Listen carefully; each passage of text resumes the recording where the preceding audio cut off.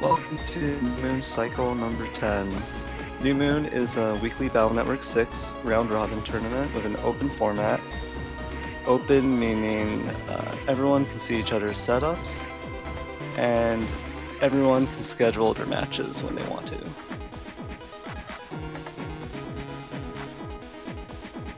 We have 7 sets here for you today, so without any further ado, let's hop into it.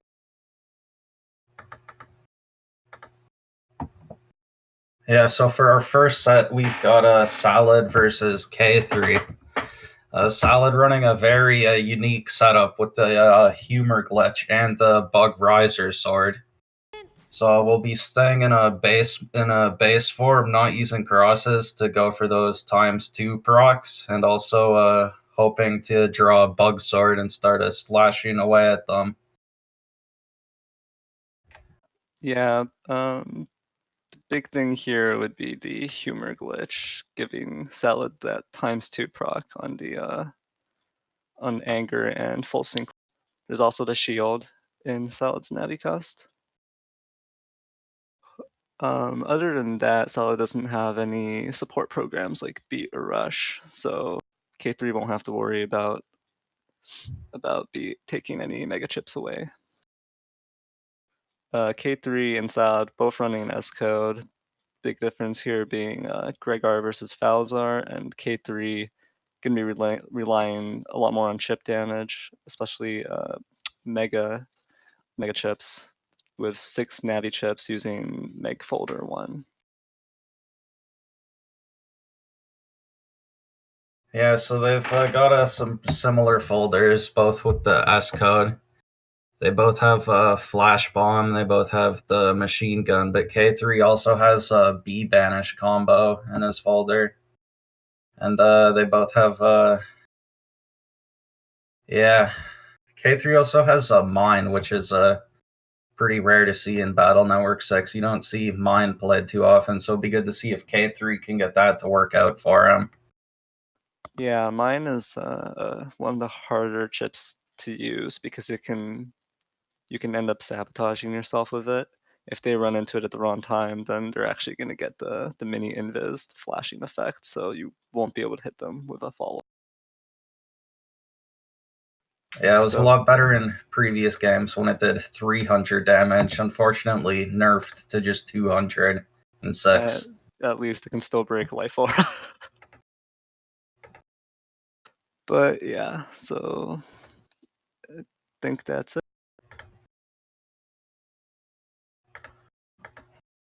Let's step into the match then.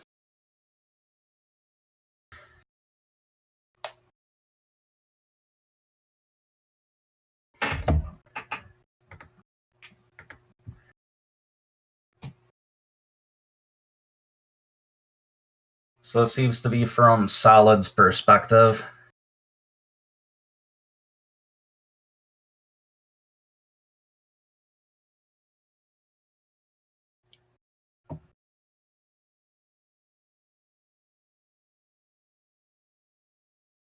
Oh, just got a little freeze there. Yeah, looks like this is just shortly after they do the pause, so there's still a couple of freezes going. So KayThree has that reg static. It's interesting to see how he's going to use it here. It does stop any turn 1 barriers or auras. And it would also check turn 1 Erase Cross.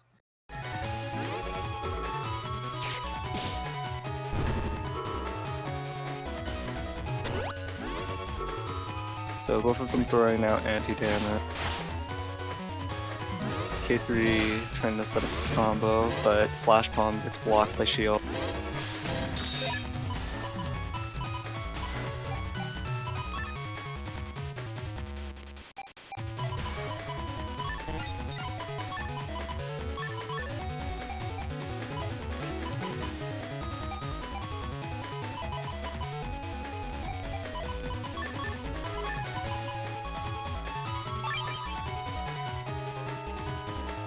So an interesting thing about Salad stuff that even though it doesn't have very much in terms of cluster stats, it's not going to be leading the classes very heavily. Instead, it's going to be camping, connecting, and looking for anchor or full synchro.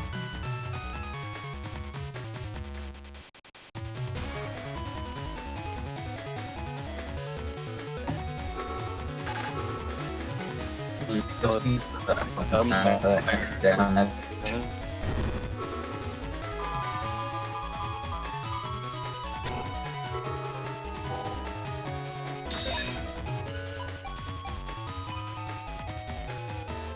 KayThree with a nice early plug fix. And just throwing up more defense.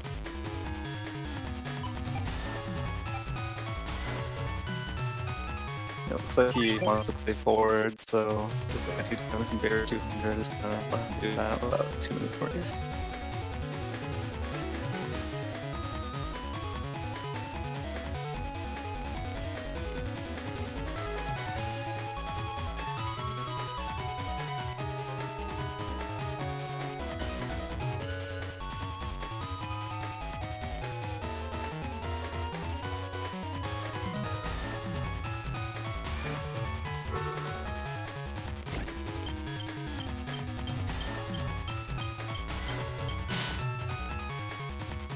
Erase man connects with KayThree.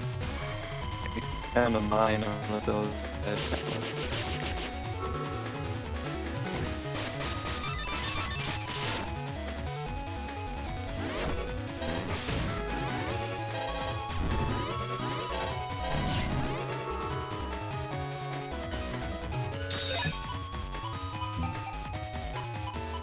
So KayThree got a pretty good slash speed there with some area advantage.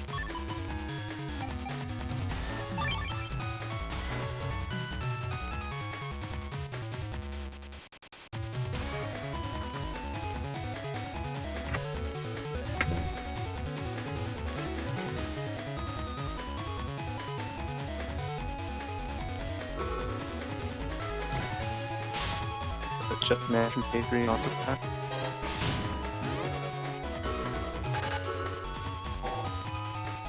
And KayThree protects his anti-damage with Maple Armor.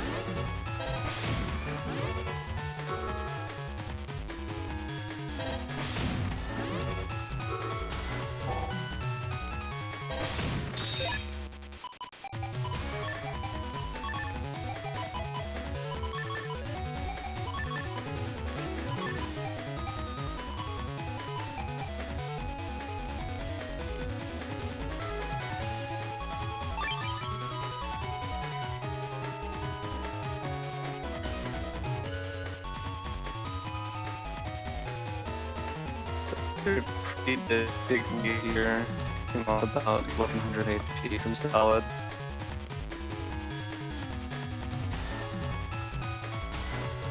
So one of the big problems with a Prix sword is you can't use it if you don't draw it.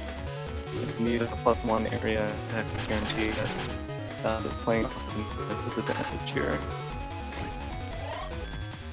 After he pops his dash, it's one that play to win.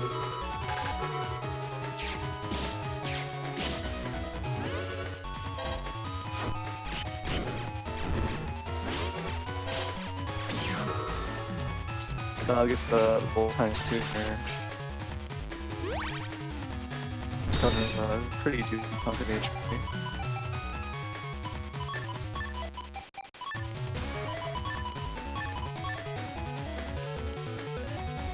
Fortunately, Salad didn't manage to pop KayThree's damage in time, so the roll and the pop got these different damage.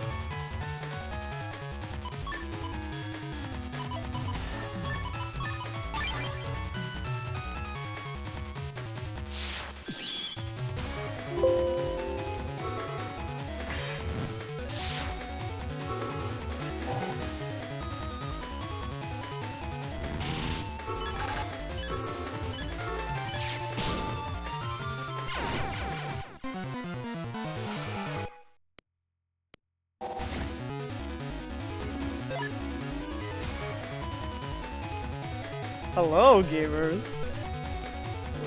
So due to the Discord, I'm testing the South. Alright, who here loves Mega Man? Yeah, so we're just gonna be very like very comfortable casting. Wow, seems like too much information for this game. Alright. Alright. Alright, okay, so this match was actually being streamed live, and in that last turn, everyone was confused because we didn't realize that Risky Honey was fully boosted. I was camping in front with Life Aura, and as you can see here, the custom screen wasn't moving because we were all freaking out in chat. But yeah, as it turns out, that Risky Honey was completely boosted, and it's just enough damage to break Life Aura if you charge it with exactly 200 damage per hit. So that was 1,000 damage to Risky Honey. So I didn't expect that. And I'm gonna leave the rest of this match to the assigned caster here, Neryth. Okay, all right. I'm really tired. I'm sorry. Yeah, that was 10 plus 90 times 2 Risky Honey, so that was 200 damage each hit, 5 hits, that's 1,000 damage. 200 damage got blocked by the Life Aura, very decent, and then the rest of the distance comes up through. So here for the second set, you see KayThree opening up with a lot of area control, trying to move forward, and he get the static, a double point static off. So KayThree playing his pretty standard game here. He likes to play. Alright, apparently they can't hear you, so what we're gonna do is we're gonna have to switch. Alright, well we should have done that from the start, but oops. Alright, hopefully you guys can hear me now.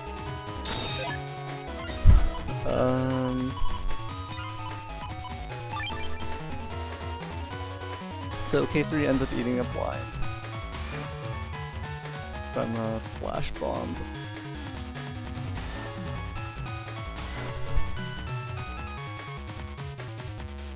So the problem with Salad setup is really just getting the Bug Rise Sword and getting at least +1 area. If Salad can do that, then there's no problem putting out damage.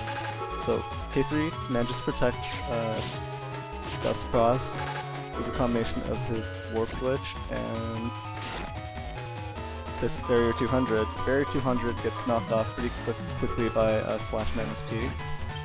KayThree retaliates with Neryth Man's should connect, and it will also destroy Salad's anti-damage. Oh, okay, so KayThree uses a Slash Man SP with full area control. That's a lot of kunai. So Salad technically should have been able to block that with the wind, but instead it ended up being destroyed before the Slash Man's direct attack. So all of the damage, or at least most of the damage went through. Only a little bit was blocked. Salad actually manages to pull Bug Rise Sword on this turn, but without area, it's going to be hard to use it. So you can already see the pretty large HP disadvantage that Salad is at here.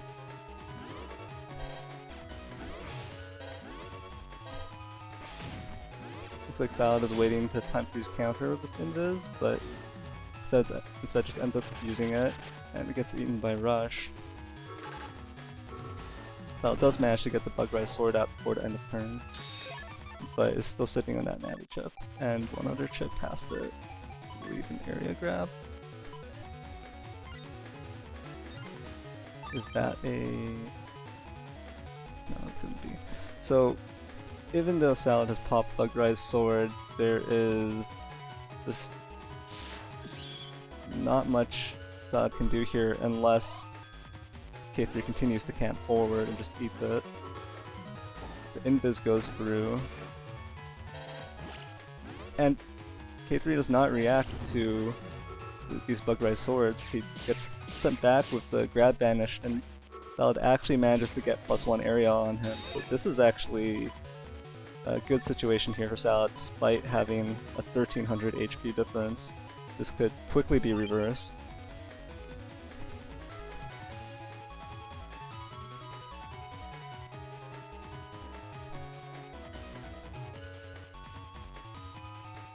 So Salad basically had to sit through a ton of punishment from KayThree before getting to this point. A grab banish comes out from KayThree, sending Salad back out of Bug Rise sword range. A mine comes down, and it looks like... I'm not sure if that shield was mistimed, but the flash bomb did manage to go through.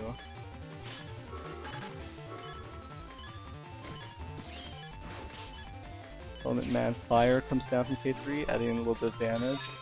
Salad does get +1 area, but not full control over that column of panels, so KayThree does have the ability to step back and avoid damage.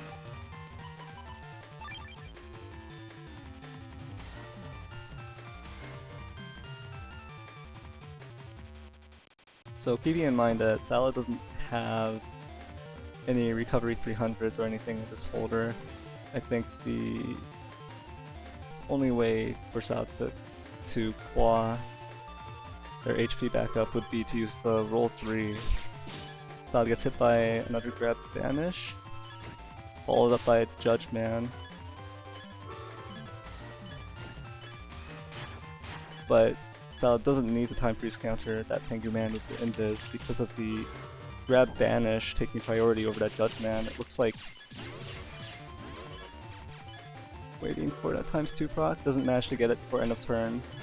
Instead just gets a little bit of healing from the roll and then popping the anti-damage instead.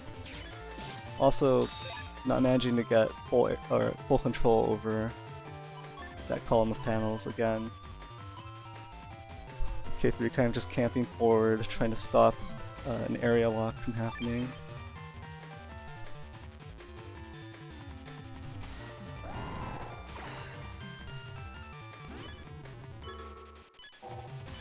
Life Aura comes down from Salad.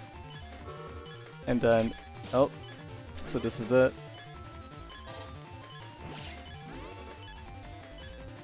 +1 area with Bug Rise Sword.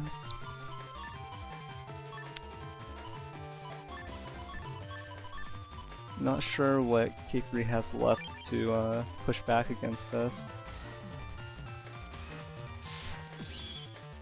Goes into Tengu to remove Life Aura, but gets the B-Cross immediately, taking 400 damage. His Element Man also gets blocked by anti-damage. We'll see what else he has here.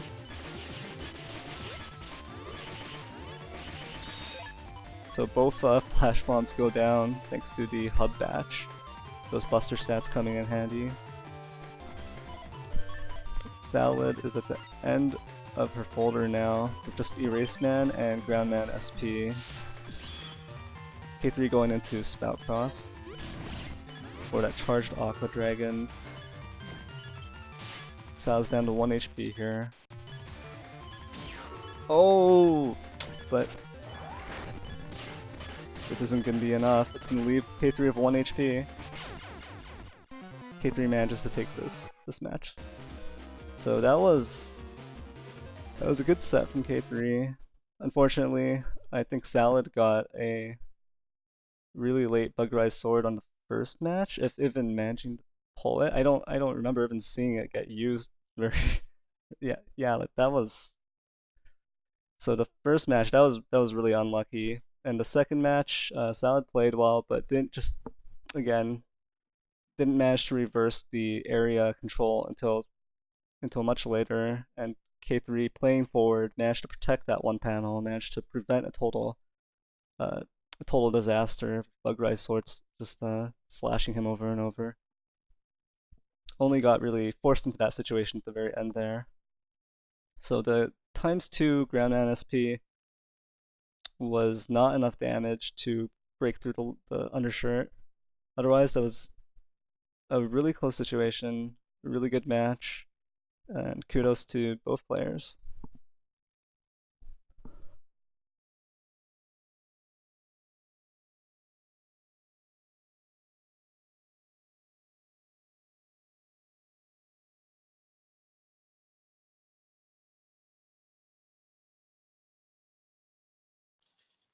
So the humor glitch, what it does is, yeah, it gives you emotion. So you randomly cycle through Mega Man's different emotional states. It gives you gives you access to the 2 × 2 chip damage emotional states, which are anger, which you would normally get from receiving a ton of damage or being paralyzed for a long time, and full synchro, which you normally get from counter hits. Hello? Hello, Symes.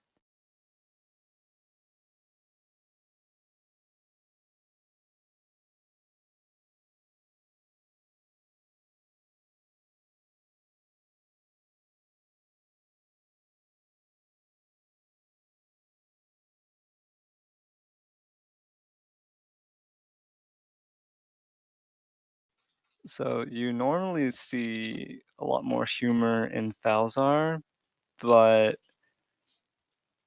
I'm assuming Salad wanted to play Bugrise Sword, even though it is completely at the mercy of your chip order. And Gregar, unless you're running chip shuffle, Gregar can't cycle through the folder very quickly. So it's not like Falzar with Dust Cross. For Falzar, if you manage to protect your Dust Cross, you have access to the Dust Chute, the Trash Chute, so you can just you can manage to pull stuff like Bug Fix or your Giga fairly quickly.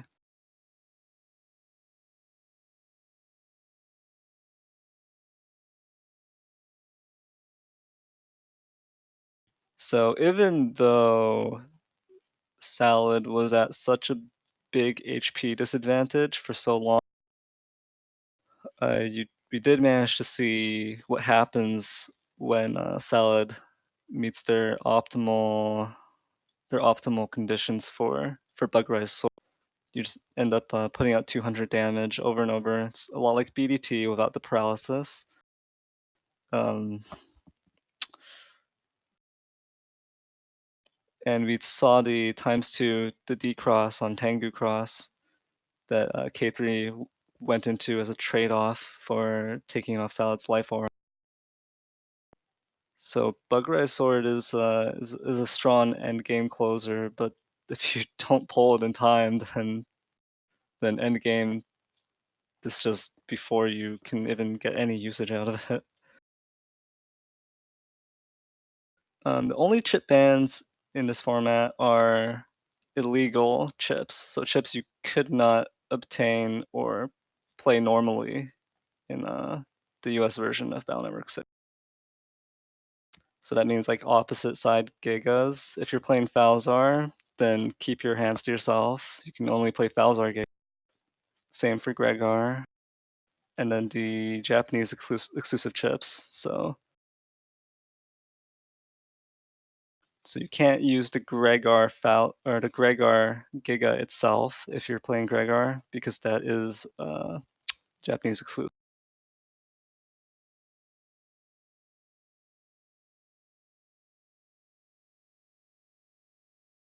Okay, so let's go into the setup for this next set,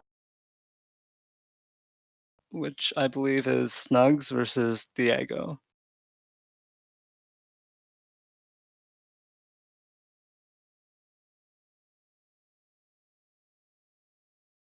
So we've got a Snugs versus Thiago here.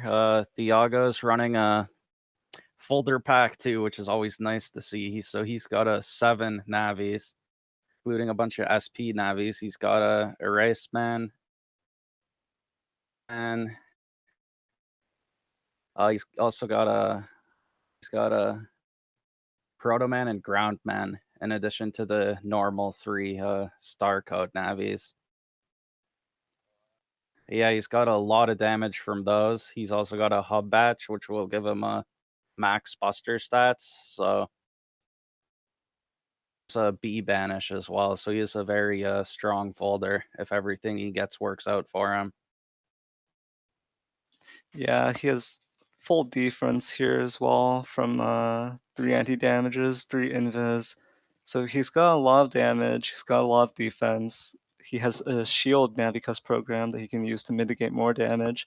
He's got Rush as well to stop his opponent's first inv. And then, yeah, to cust 3 total from the folder pack 2, letting him also run the 7 mega chips. So there's a lot of damage coming out from Thea.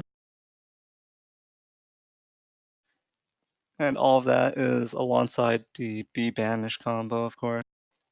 He also has a fast gauge, but it's not regged. Instead, it's the double point that's regged for ease of Bs, I guess. Snugs, on the other hand, playing kind of a G-code. It's hard to say when there's only 4 G-code chips in the entire folder. It's mainly just the star-coded chips. So there's the Poison Pharaoh and Slow Gauge. Those two work together well if you manage to get a back row lock of the Poison Pharaoh. Players usually don't have a response to that within the same turn. Also got the Bodyguard PA, so 2 PAs in Snugs setup here. There's the attack plus 30 and the white capsule to go along with either the static or the Bodyguard. And then the uninstall to go with the 3 other offensive chips in G-code here for Snugs. So Snugs is playing Gregar, so he does have air shoes as well.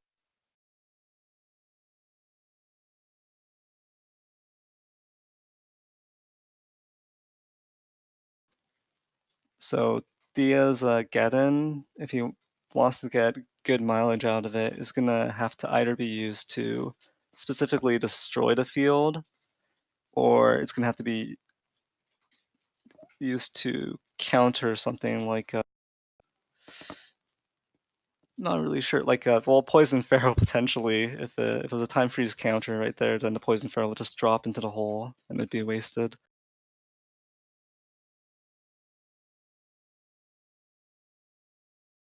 So other than that, it is Gregar from Snugs with Buster stats, attack max and charge max. Only custom 1, but does have air shoes to avoid being get unlocked. I think going for those PAs with the custom 1 might be rough, so maybe he'll rely on keeping charge cross or something to get a bigger chip selection. Because otherwise, keeping the chips for the PAs will really clog his hand. I think that is also part of why Snugs is only running 1 static, 2 machine guns, and an uninstall, with everything else being star coded or splashed like Life Aura and Erase Menace. So even though he's trying to run 2 PAs, almost everything is star coded, so that will help him a little bit in terms of being able to play a lot of chips in one hand, get stuff out of his hand, and cycle in the remaining parts of his PAs. It can get extremely clunky though, and if he were to lose Charge Cross, then he would be stuck at that cust 1 with potentially like a mishmash of both PAs in his hand.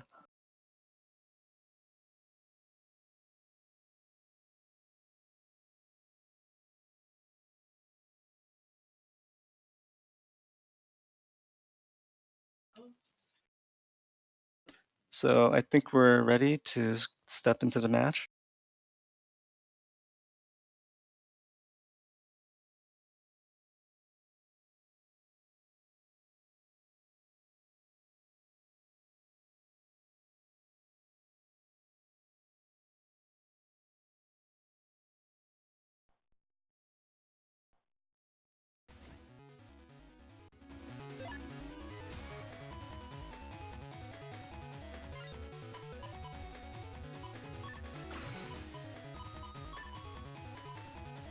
So we see this turn 1 bug fix from Snugs. He's gonna have to decide whether or not he wants to keep his warp step, because it can be used defensively, can help you avoid a lot of rough situations.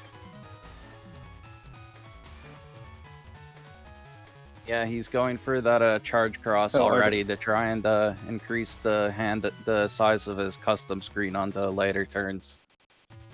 I think Snugs is saying he doesn't have a warp step, so are those shoes not bugged? I guess not.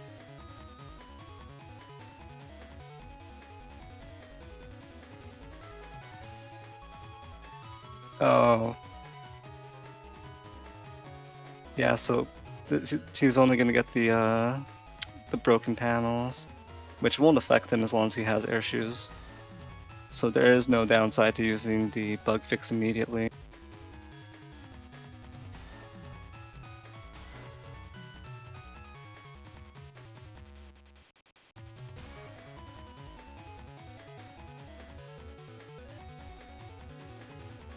It will also be good to pop bug fix, because that means he won't break his own holy panel with that crack step. Yeah, that one holy panel that is natural to this field. You can get a lot of mileage out of it if your opponent doesn't have the chips or crosses to break it.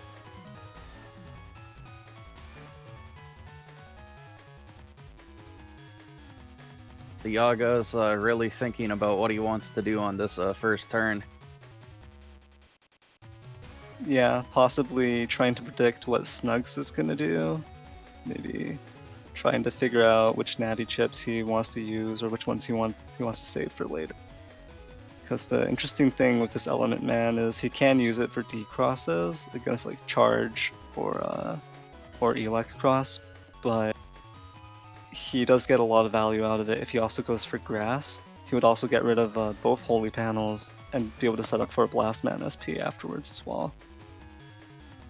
Because the thing about the setups being open for a New Moon means Thiago knows that Snugs doesn't have any Sanctuary that he'll have to worry about or anything, so you don't need to hold on to Element Man quite as much as you normally would if you were blind to their setup. Yeah, open setups does mean that players who are peeking at the other player's setup, if they don't see stuff like Sanctuary, that does free up their hand quite a bit when they have Element.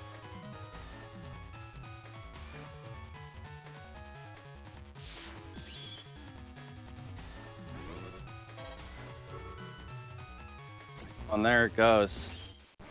So there's turn 1, Element Man Grass to get rid of the Holy Panels, but this might end up working against the thanks to Charge Cross.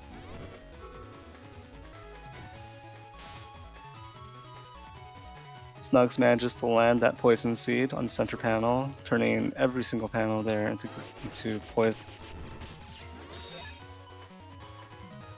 Also managing to avoid the machine gun with the charge tackle, popping Thea's anti-damage at the same time. The invincibility during the charge tackle is always very strong, so right through that machine gun. Yep, and it can also be used to take out BDT. So a Life Aura comes down. Thiago takes the ×2 tackle standing on that grass, but he will take out the aura with this Proto SP. Yeah, so a very short-lived aura there. It switches into Fast Gauge from Thea.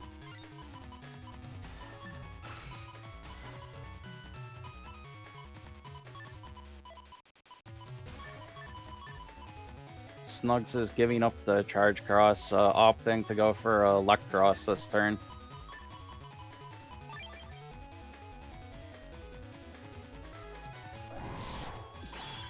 Means after this, he'll be back down to Cust 6, which could make going for those PAs pretty rough.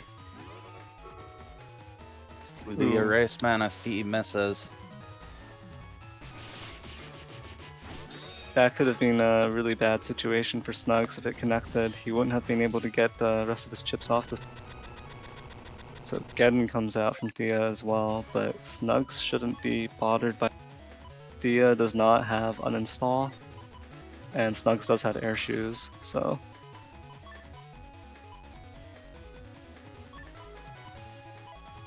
Snugs cycling through his crosses at this point, going from Charge to Elec to Erase. Going to get the bonus on this machine gun.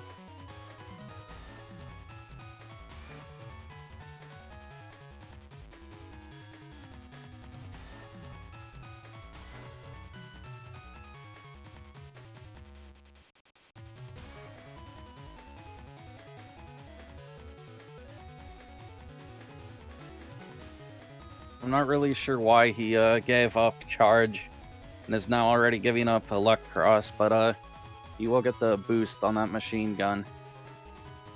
It won't be nearly as much of a threat with this fast gauge in effect from Thea, so I don't think it would be that great to go for tail arrow plays right here or anything like that. Tail arrows would be strong if you manage to get them off, but yeah, again, under fast gauge, you just don't have the time to really do more than one per turn. So it's a lot easier for your opponent to block them using their defense. Hub bash coming through for Thea. Both players throwing up defense. But Snugs machine gun takes the defense down immediately. Yeah, so Thea loses another anti-damage there. This broken field as a result of Gaddon actually stops Thea from using his own Groundman SP if he has.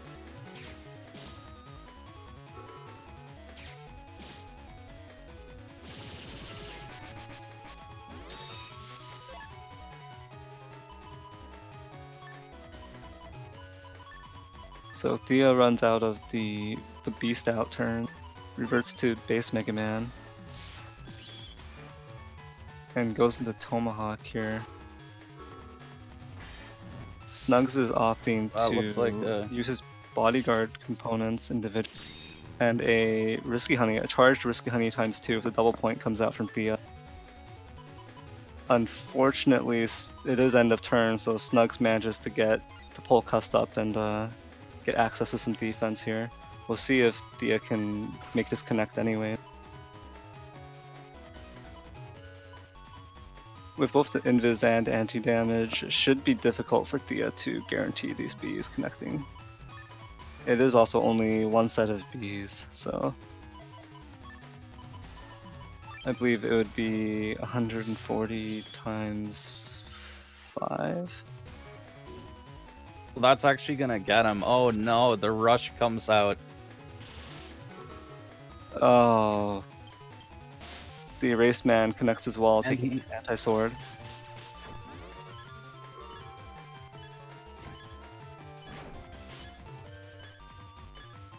So Thea putting out a fierce offense this turn, but he also gets hit by the Heat Beast charge. Both of them dropping to double-digit HP. Snugs is choosing to go into over here. Yeah, this Beast over though on the fast gauge is kind of rough. Oh, is it gonna drop the Anubis? Okay.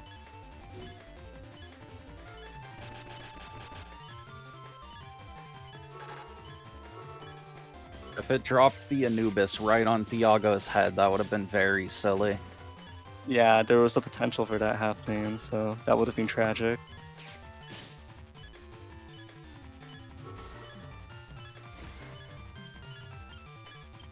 So this Erase Man should connect, and that should be the end of this match. Oh, actually it misses.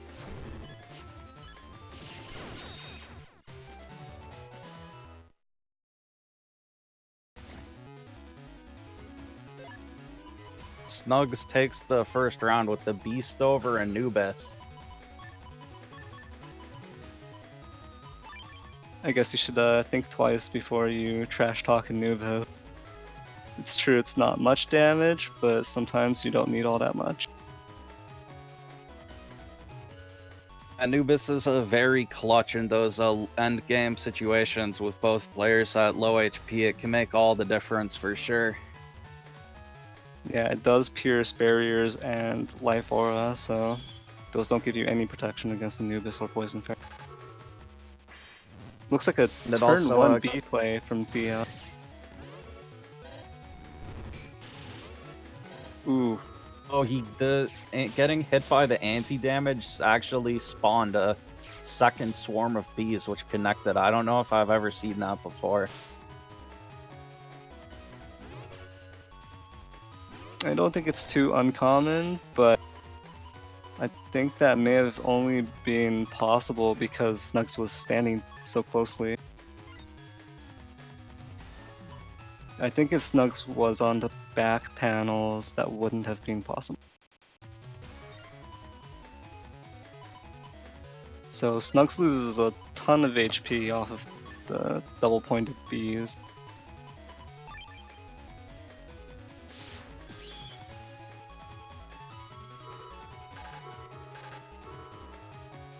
Oh, He gets the 3 times Element Man SP.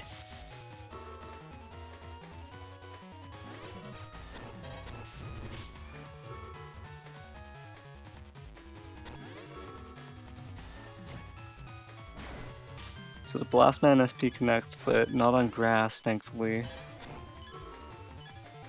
The Judgeman does connect though, leaving Snugs paralyzed here. Via getting in some buster shots.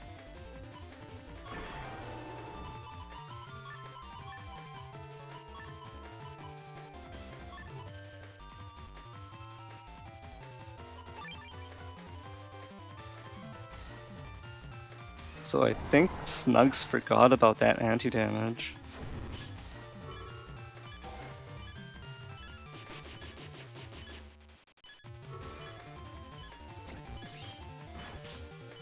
Drops to 1 HP here. Will he survive until the end of turn? Looks like Thea won't let him. Ooh, but the Eraseman SP does not connect. Thea finishes it with a Falzar Beast Charge instead. So they're 1-1 now. That was an extremely volatile match between the two of them. Both their HP just rapidly falling there, thanks to the double point B combos and then the Navi chips coming out. On this round, we've got a permahole field, so that will interfere with both players here. Yeah, Snugs is not going to be able to get a good area advantage for Colonel Force, and he's also going to be missing one panel. Thea manages to get back that one panel already with a Judgment. And the TFC chain here ends up with Snugs taking the Blastman SP. Does get invis though.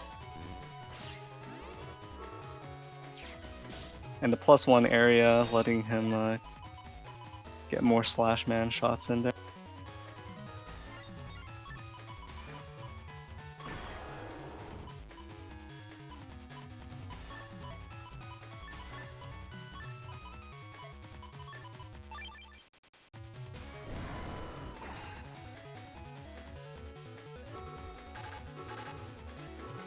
Oh no, that did must not have been mean the to mash. do that TFC.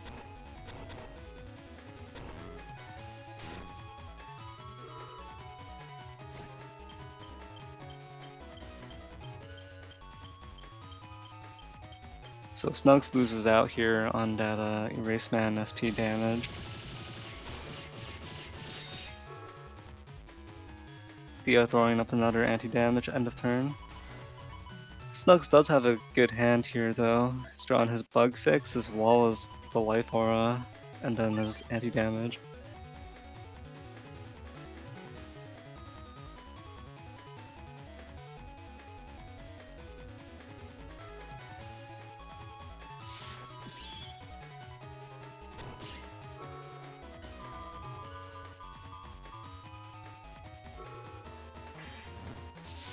Oh no.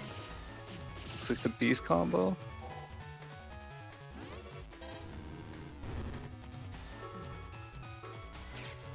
Thankfully, Snugs had life aura on this turn.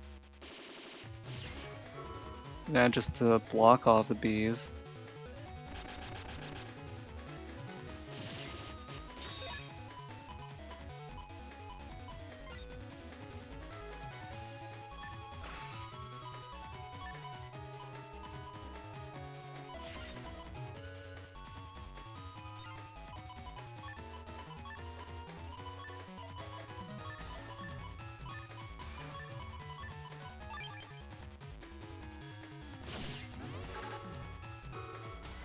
Snugs life aura gets removed by Thea's wind.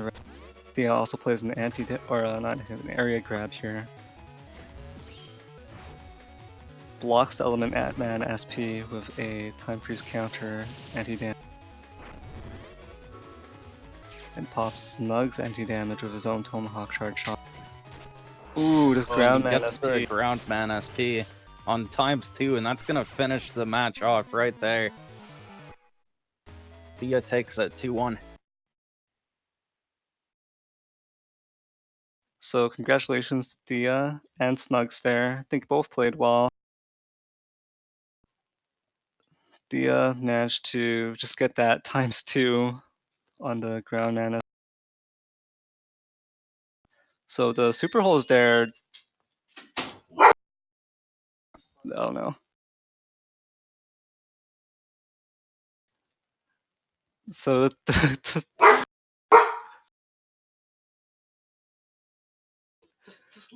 the super holes there did manage to or they would have impeded both players there theoretically. They kind of screw with the ground man SP from Thea, making it so so Thea could only use it in the middle if he wanted to get the 3 hits from the ground man SP. That would have made it easier, I should say, for Snugs to block it by standing in the center, but it's hard to predict when Thea's going to use it. And then the super holes also interfere with kernel force. So I think, in theory, Snugs would have lost out more from that field than Thea.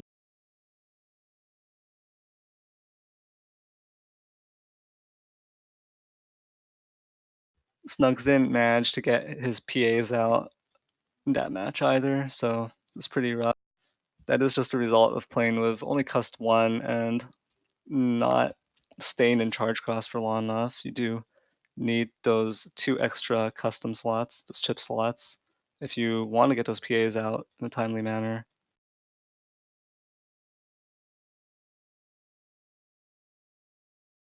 Yeah, and as Gregor, he had no way of digging for the PAs either. If he was Falzer, he could have dust digged to get the PAs if he wanted.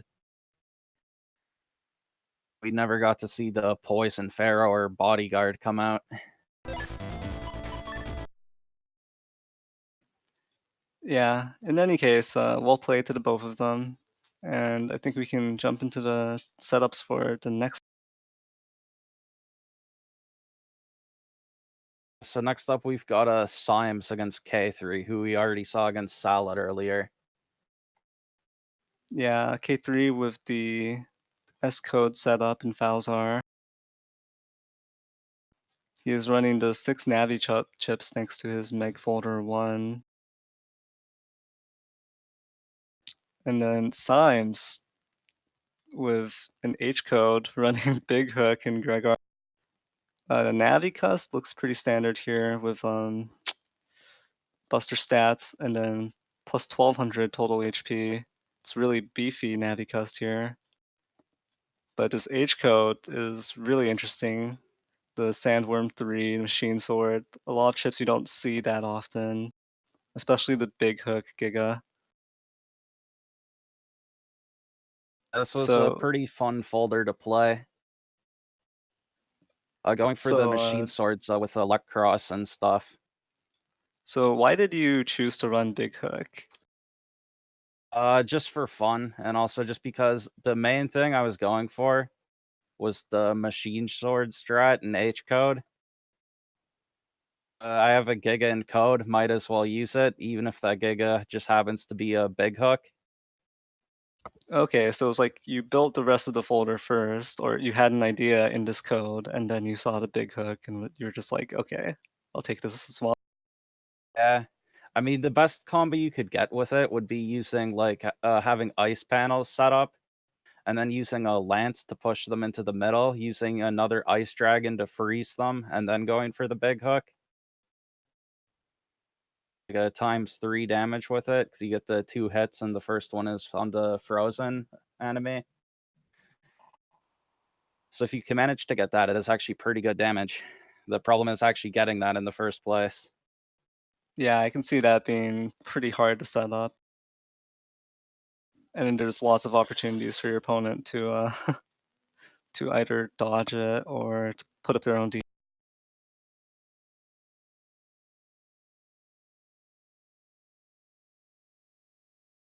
Okay, so I think we're ready to go into the next set.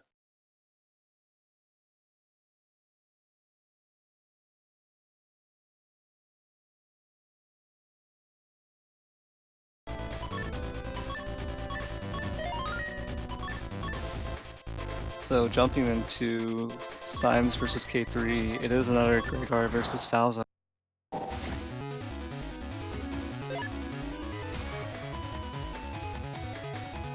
I think every set we've shown so far has been Gregar versus Falzar, so the rivalry is real today. This week there was 10 setups, and we had 5 Gregors and 5 Falzars, so it was actually a completely evenly split this week. The last few weeks it's been skewed, and either there was more Falzars or there was more Gregors, so it's good to see a week with both. Yeah, I think it definitely makes things more interesting. Just a little bit more variety in the sets that you play. Especially with certain people running stuff like Big Hook and this H code setup in Gregar. So it looks like Symes pulls a turn 1 life aura and goes into Elect to use those charge shots.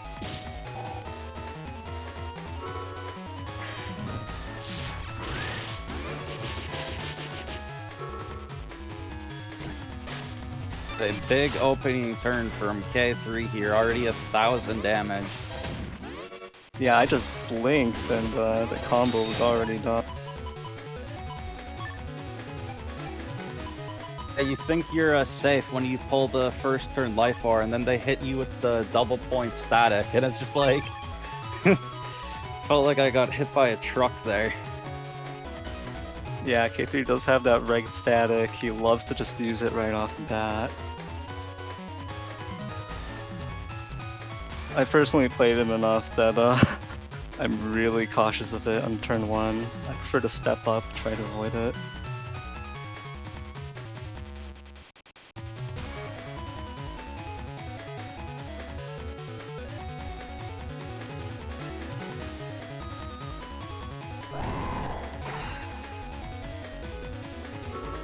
KayThree is now beasting out.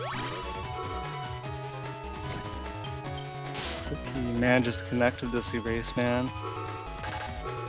But Symes does have an anti-damage on hand to block the follow-up. And then a full cost coming out. Not letting Symes use that last chip there. Not a huge loss though, I think. Oh, you finally got us some of these H code combos showing up.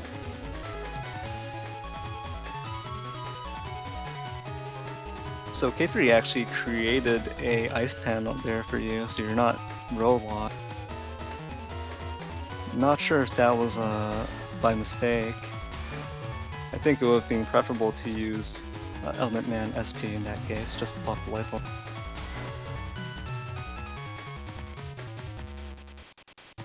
Seeing as how Symes isn't running air shoes, he would have been row locked by those broken panels.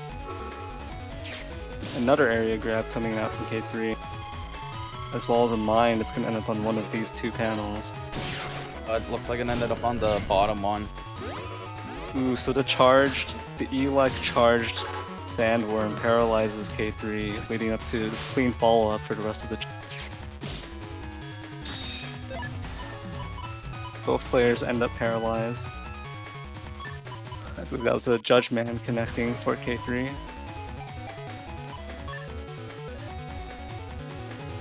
So personally, I really love the null chip charges for Elec Cross, letting you turn them into paralysis.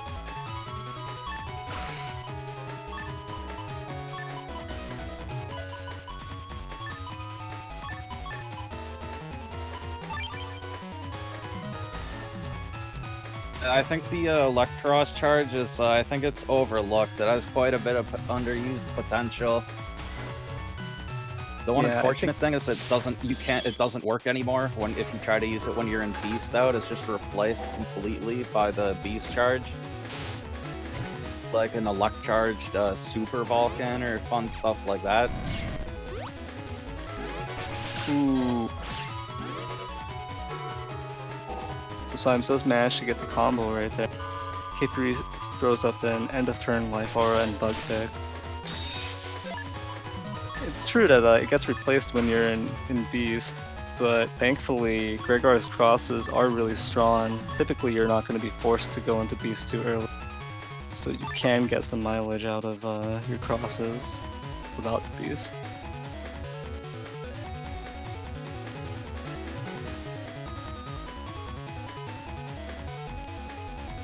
The KayThree is still a blind from that Flash Bomb 3, so we'll see if he'll consider going into Tomahawk Cross to get rid of that blind status.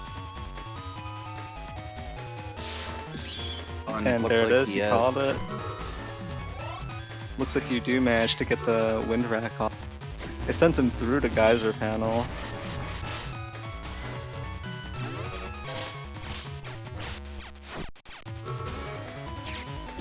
He sets up this grass field that actually seems a little bit risky to me, based on your next hand here. Or did you already use the Heatman SP? Did you have to throw it away, or is it still in your folder somewhere? I don't remember. I haven't seen it come up, so I think it's still in there somewhere. Yeah, so this is an extremely risky play to throw up grass panels while you're in Tomahawk. If there's a Heatman SP still in play, then KayThree could be looking at a lot of damage. He could also just eat it this turn, because Symes does have a lot of offense here, choosing to play the big hook as well. Yeah, the heal you get while you're on grass definitely generally isn't worth all the extra damage you take if you get hit by a fire chip, like right there with that Element Man. Ooh, so KayThree does manage to block the Flash Bomb using the Risky Honey. But it looked like the big hook did connect. Was that only one hit? It looks like unfortunately he was in the Symes ate front. the blind, so he can't see KayThree's position either. Kind of a role reversal. And as Gregor, I don't have any access to Tomahawk Cross to get rid of that blind, so as Gregor, you just have to deal with it. Yeah, your only other option here would just be to go into Beast, so you can at least see their position, but you still won't be able to see their current status. I don't think that would be worth giving up the Slash Cross charge shot, though. Yeah, that's true. The Ground Cross, unfortunately, is so slow, it can't hit even with the White Pill on the Tengu Man.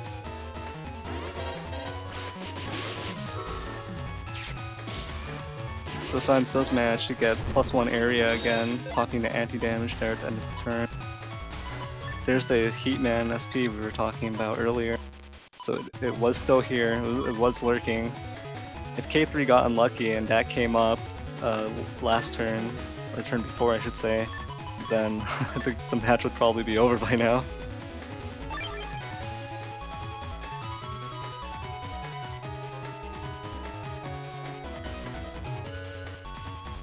So Ground Cross is, oh, Lance. KayThree manages to avoid it, but just no avoiding the Heatman SP.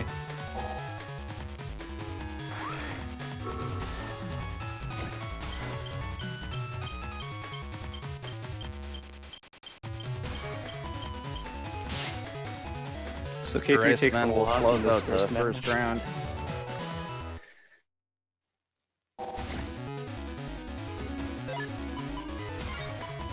He had that huge combo on the opening turn, but after that, couldn't really get that much going, unfortunately. Yeah, KayThree's offense kind of, his offensive kind of fell apart after that first turn. Didn't manage to close it out.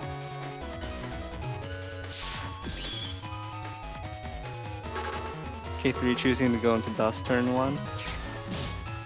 And using his area. The initial hit of the Judgment SP, which is the bulk of the damage, does get blocked by the first barrier there. But Symes manages to get their area back and play his own area grab, which gives him an advantage here. Well, that got that one Electros charge connected on the barrier, so I think it should only have a 60 HP left. Yeah, you just need one more hit to take it down. The Electros does have a very powerful charge shot, both in terms of its low startup. It lingers on the field slightly, and it's a rather quick charge with full screen coverage. At least it can travel from one end of the screen to the other end, so you can use it from anywhere. You kind of ignore the area situation while you're playing it. Yeah, it's a full row nuke, along with a erase cross can also do that. Trigger crosses are both very strong from a long range. Symes choosing to go into slash cross here. Manages to protect the area actually, even though this grab damage comes down. Ooh, KayThree plays an area grab just to have that extra breathing space. The static, double point static does not connect. Oh, and that Heat Man looks like it connected on the grass.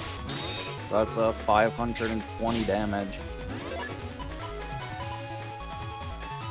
Yeah, so KayThree's double point static play did not pay off for him. He's left now with this area disadvantage.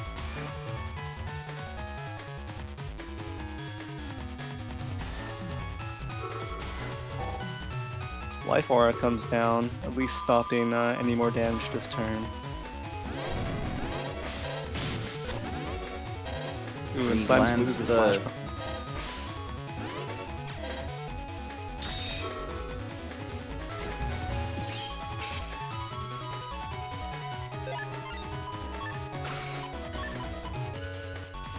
Symes does have 2 wind racks this turn, so this Life Aura is not going to be long-lived at all. And seeing as how KayThree already played his barrier 200 earlier, Symes doesn't really have to be wary of another barrier coming up. Not going to get much better usage out of the second wind rack, so he chooses to play both here. Get some extra damage in here as well. And just to get rid of it to help dig through more of my folder. Yeah, gotta pull out the offensive chips.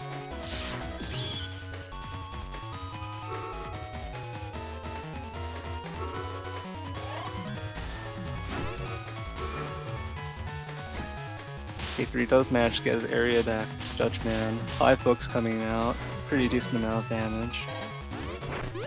KayThree does have a risky honey as well, so it's interesting that he has chosen to use the double point on static instead of the risky honey both games.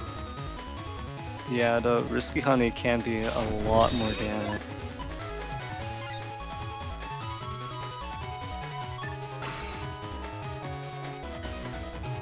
So KayThree playing offensively here with the Tomahawk charge. It has the same area, the charge shot has the same area as a slash cross, only it doesn't make your opponent blink when you hit. And it has a combined wood sword element attached to it. Symes going to charge in response, trying to go for the ×2 charge tackle. I think if the mine was in the front column, the charge cross could have just taken it out with the charge tackle for free. Yeah, I think that would happen. You do have to be careful if you have a barrier or a life aura up though. Using the charge tackle and running into it would still destroy it.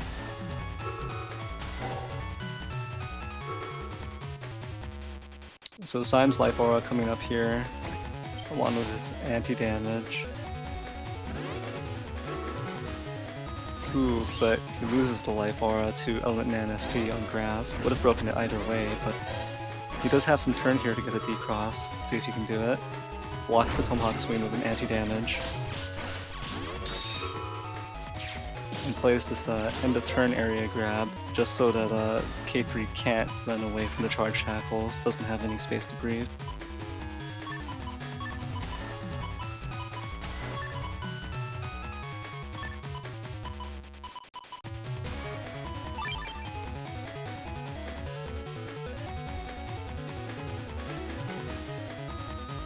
For the flash bomb and machine sword on this turn, so it will be very important to get this Tomahawk D-Cross with the charge tackle here. Otherwise, none of that stuff will work. Yeah, Tomahawk cross can be really annoying for any folders depending on status, whether it's bubbles or paralysis or freeze. Tomahawk just walls all that off, so if you're playing a folder like that, it's important to play around the fire that you have available to your setup. For some players, that just means like an Element Man SP or an Element. He does willingly leave the Tomahawk though. This opens up all the possibilities for Symes. Oh, TFC's the slash man while he was still blinking. That was unfortunate on KayThree's end. He did clip the charge cross with the ×2 Aqua Dragon, so that did a lot of damage.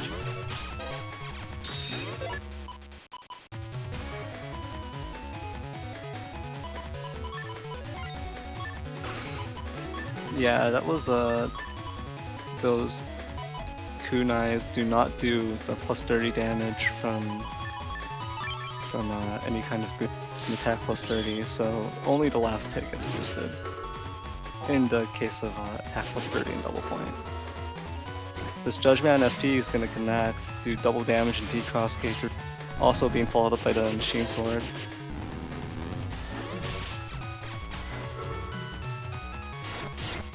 Ooh, and the big hook finish. So well played to Symes, well played to KayThree there. I do think KayThree shot himself in the foot a little bit sometimes with like the grass field, and then other instances just what he chose to attach his boosts to, stuff like this. I'm not sure why he didn't go for more of the boosts with the bees or anything like that. Guess maybe he just never drew his risky honey. Yeah, he does only have one in his folder, so. But that is something that you can dig for using Dustcross. So if you manage to retain your Dustcross for long enough, pulling out these combos shouldn't be a big problem for Falzar. Alright, well played to both players. I think we're ready to step into setups for the next set.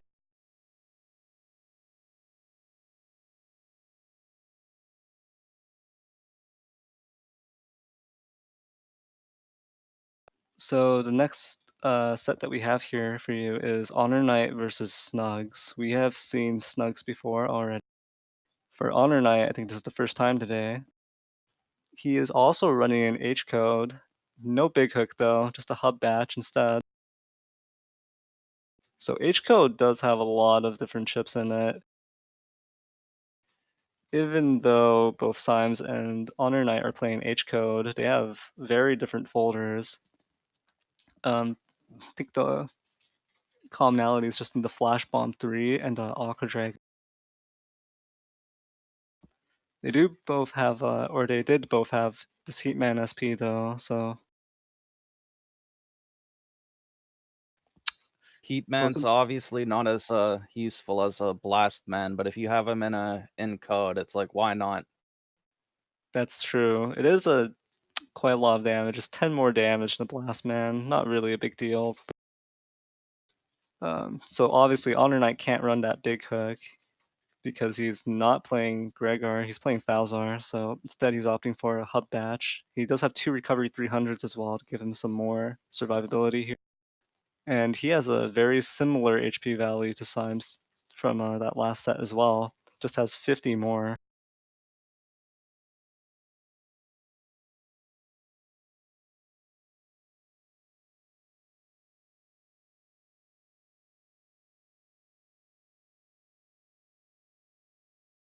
So is there anything you want to comment on in terms of Honornite's Navicust or full? Yeah, he's got those 2 bamboo swords and aura heads to go for the freeze break. H also has a golem hit 3, which I like a bit better. Advantage the aura head has is it has a lot more range than the golem hits, so we'll see if that pays off for him.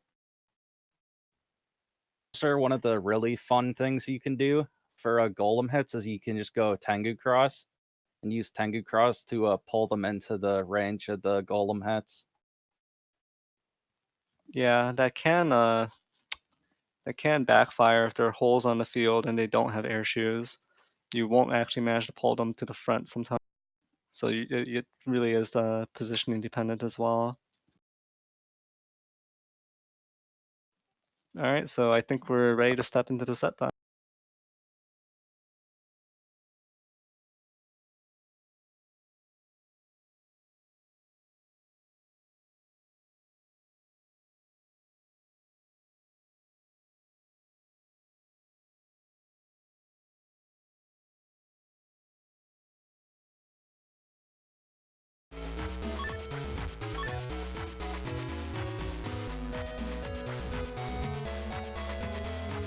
So Honornite does have the regged full cost for Dust Digging.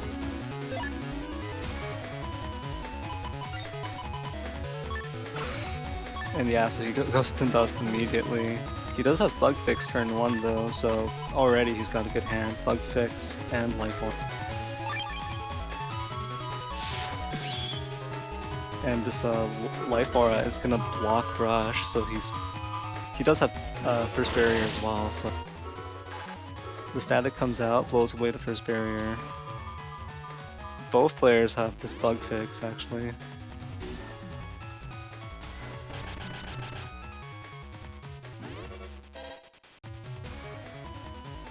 Choosing to save the full cust for the next turn.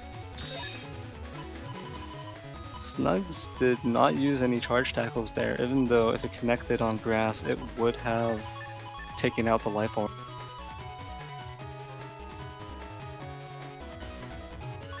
The thing about the going for the charge tackles on grass to take out the life orb is you only have 1 shot at it, because obviously if you miss, the grass is gone and then it won't be able to break it, but I'm not sure why he didn't even go for it at all there.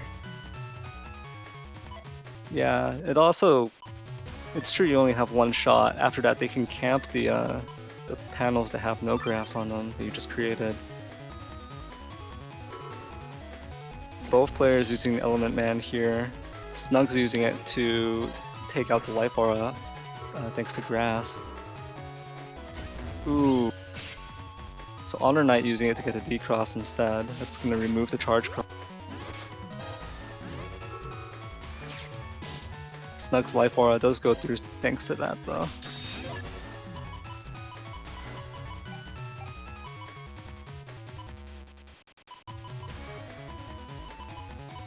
So I'm not sure if that was actually the best position for the Flash Bomb. If Honornite threw it in the center, then thanks to the ice panel, Snugs would actually not be able to line up with it. Snugs does have attack max, so there's the possibility of him destroying the Flash Bomb before it goes off.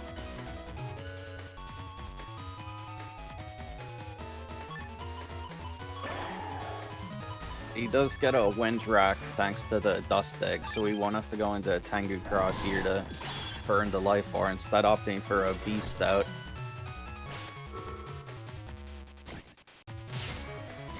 Snugs eating the Judge Man. If he steps back now, then he's gonna lose that area. The machine gun gets blocked by this barrier 100.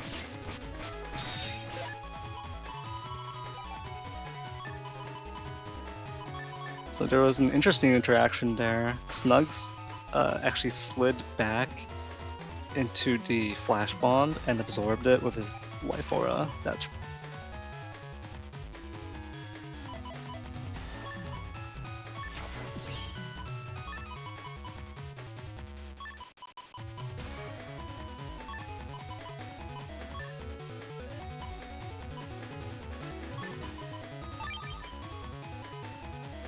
so it looks like we're gonna see some freeze plays here. This could be very strong if he can get it on that slash beast.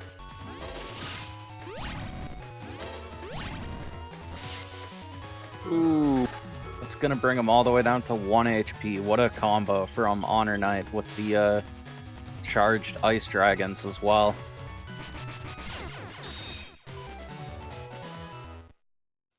Yeah, and he even manages to block the erase man at the end.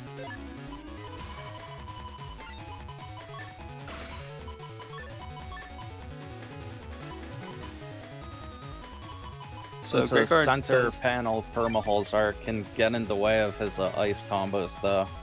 Especially since Snugs is running air shoes. Yeah, it does create a safe spot right there. Super holes are very, I should say, they can be very unfair depending on the folders that are being played. It can make certain chip combos pretty much impossible to pull off or hard to use at the very least. What these center panel permahulls do is they also make it pretty much impossible to go for a lock for column locks with a Tengu cross.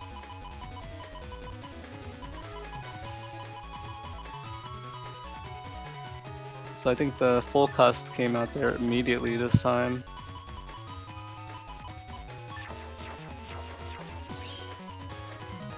We'll see if Snugs goes for maybe a beast out and goes for tail arrow charges against the dust cross. But it looks like Honornite's gonna go for a beast out wind rack to try and counter that.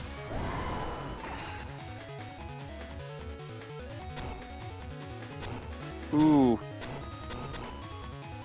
Yeah, beast out is known for being very bad at aiming statics. It used that one, so the static was completely off the field, and he does get the D-cross on the erase.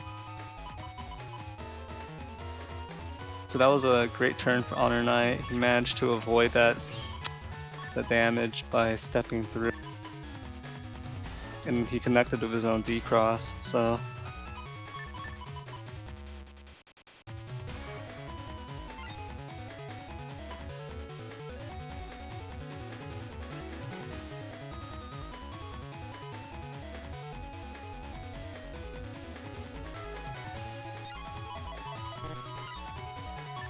Honornite pulling a fairly early hub badge here, as well as an invis for his defense.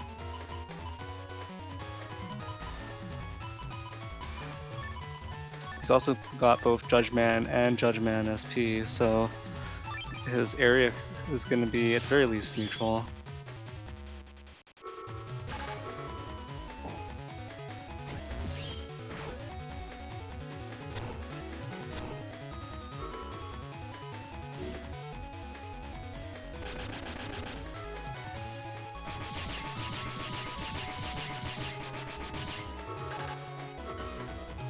Erase ban SP is still gonna do a lot of damage, but it won't get the stun against that Tomahawk beast. Yeah, kind of a trade-off going on here. Snugs gained advantage in terms of damage, but his charged bamboo sword is gonna make him regret that a little bit.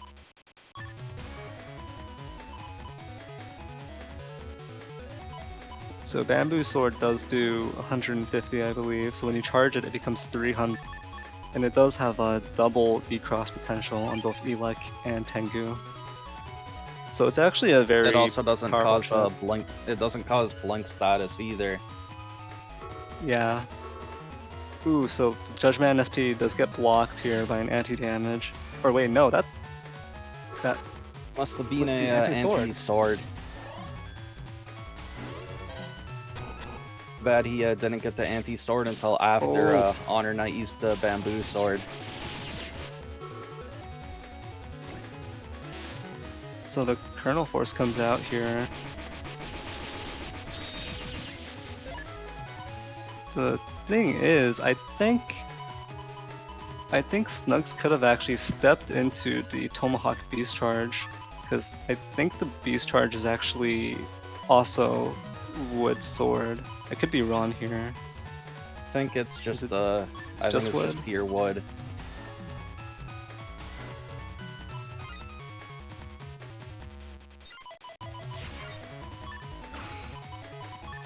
So the Kernel Force comes out, but it doesn't do too much damage. At the And very those least, perma holes on the field hurt the Kernel Force a bit as well, especially since they were both in the center row. yeah, you do end up losing a lot of damage from that. Both players coming down with their life aura this turn. Ooh, but both players have answers to life aura this turn.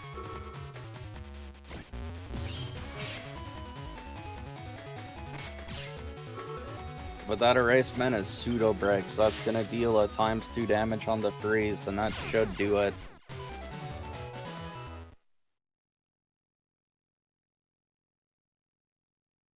Honornite takes it.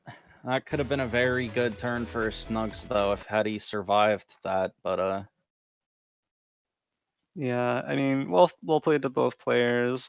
We didn't get to see the PAs come out for Snugs either. You have to keep in mind he does have both Poison Pharaoh and the Bodyguard, but it looks like he's just not managing to put them together in these.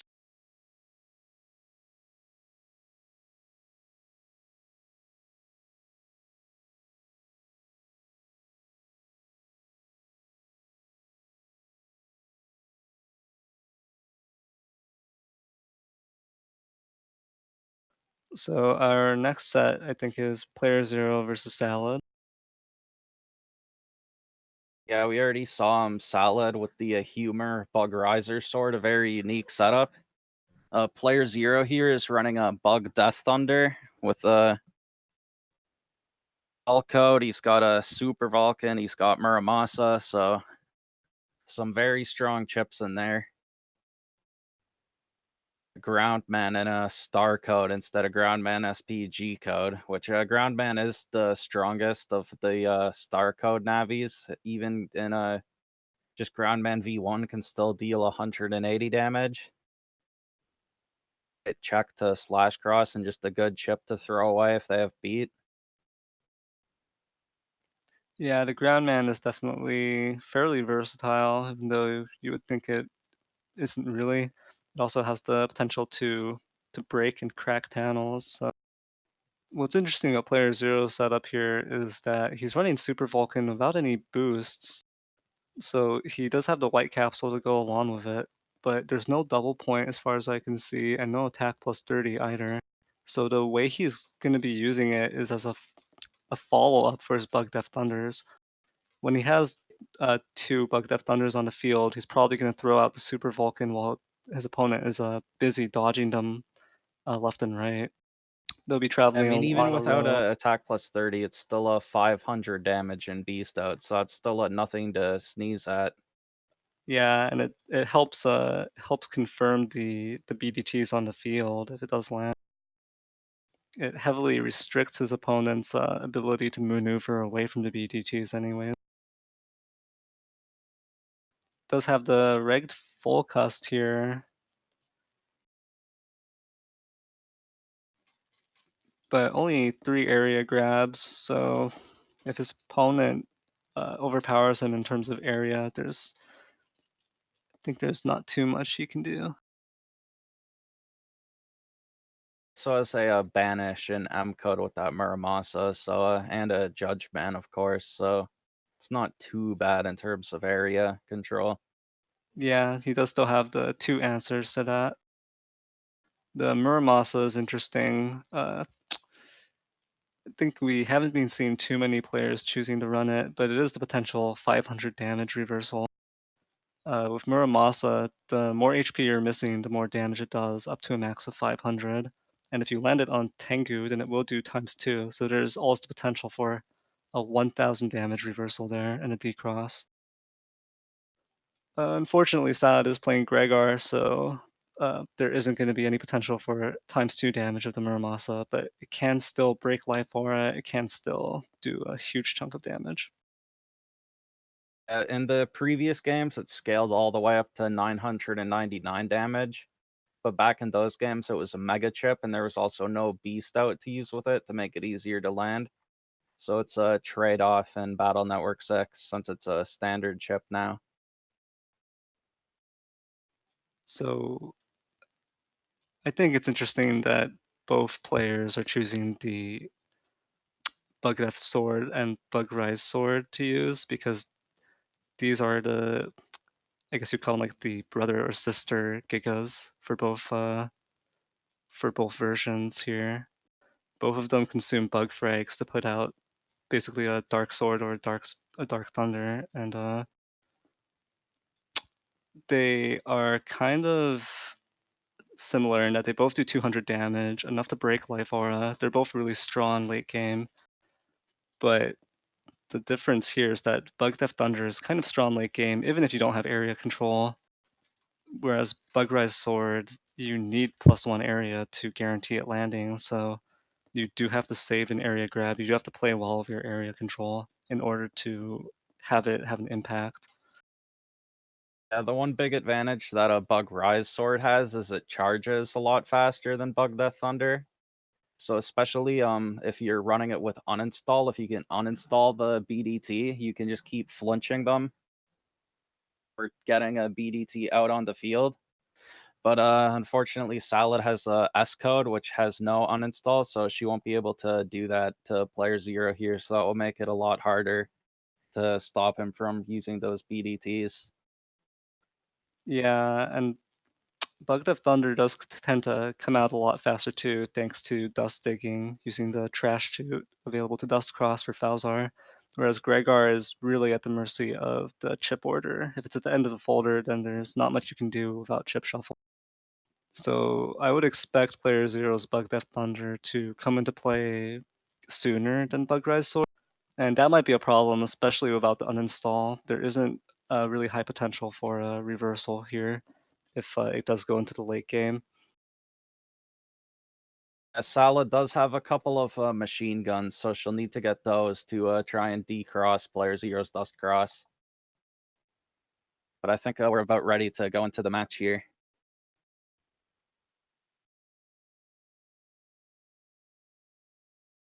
Also be noted that player 0 does not have a hub batch either. He's just running a pure BDT on its own.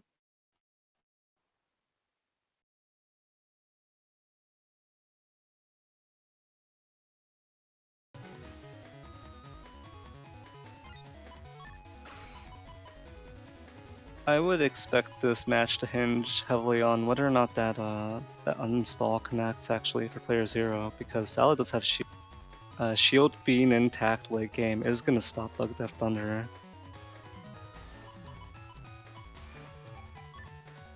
And yeah, player 0 on the other hand, not having hub batch, just running pure BDT.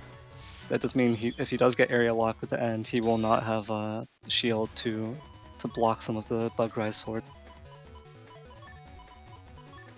So we see this turn 1 full cust come into play.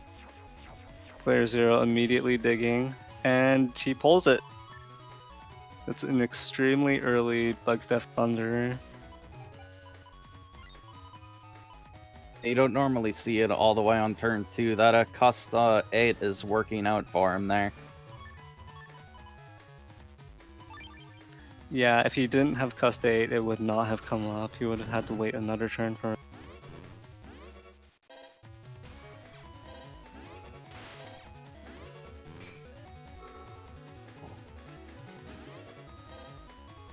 We are seeing the shield come into play though, so even though player 0 pulled in early BDT, it is not gonna get much. He's going to need to look for some way to confirm the BDTs, either with bubbles, or he's going to have to wait for his uninstall to come into play. Does not manage to pull the uninstall quite yet, but he does have a lot of chip damage in his hand as well, so he shouldn't be hurting in terms of ways to knock off this trap and do some damage.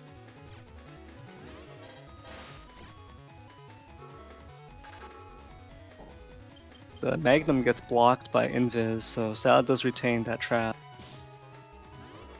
Loses that little bit of area.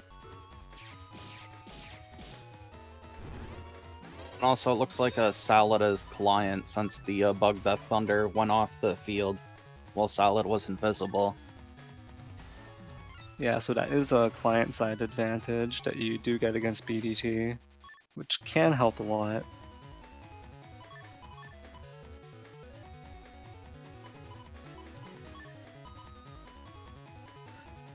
Unfortunately, with this matchup, I do think I would favor playerzero just because getting a BDT out this early, it does put a lot of pressure on, and Salad is gonna have to like just tough it out. Manage to pull Bug Rise Sword, and without uninstall, even with the Bug Rise Sword, it's gonna be difficult to compete.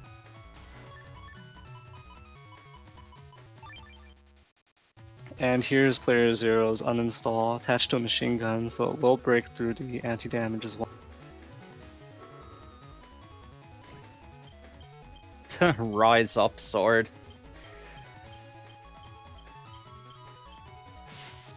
Will Bug Sword ever rise up and from the ashes and win?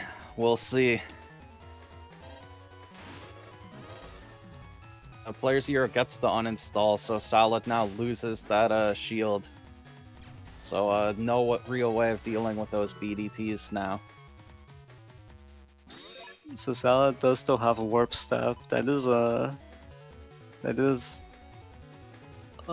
gives you a little bit of an edge in terms of avoiding them, but still not enough, I think. I mean, even if Salad gets to +1 area and gets the Bug Rise Sword out and starts charging them, I can't really see how there would be a big reversal against BDT.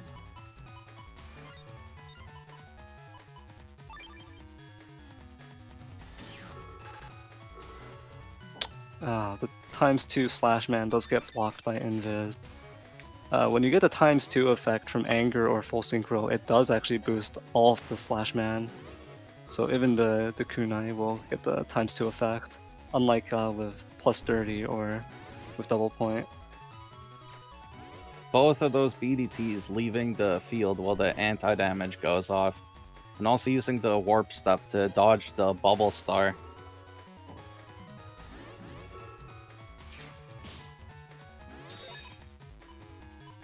So Salad is managing to hang on, but she'll still need to hope that the Bug Riser Sword will show up soon.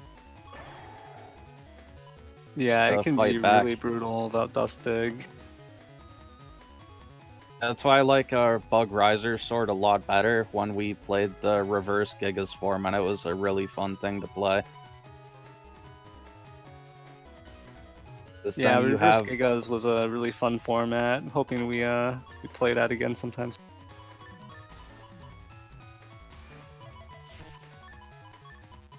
Along with Nugget's double Navi format. A double Navi is a lot more fun for me than normal mod cards, because you still get some of the crazy effects, but you don't have everyone with like the 1200 HP totem chip heal and all that. Yeah, I think it definitely makes things more interesting. Ooh, so... Oh, that was very unfortunate. Not even getting that Flash Bomb to survive, it dies to a BDT. It was a ×2, so it would have broken life.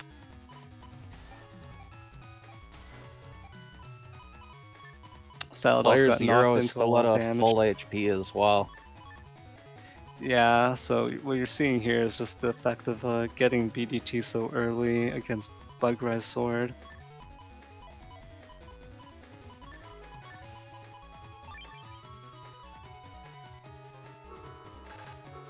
finally gets the Bug Rise sword, but it couldn't be too little too late here.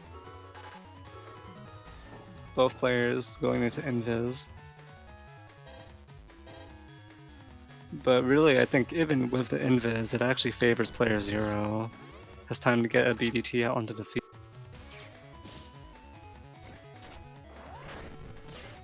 Groundman connects.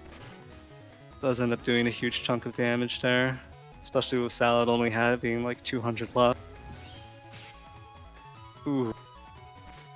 And then so the Element Man freeze into BDT finish right there.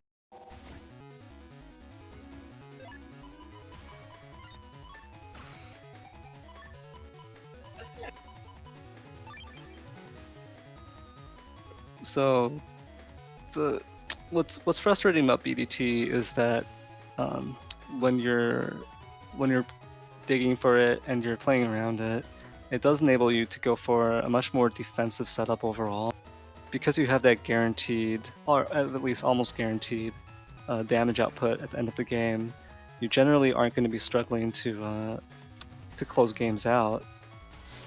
And with uninstall, that also takes away your opponent's tools for resisting the BDT at the end. They would have to have hub batch and also already have a shield to provoke you into using your uninstall on it before they use their own hub batch.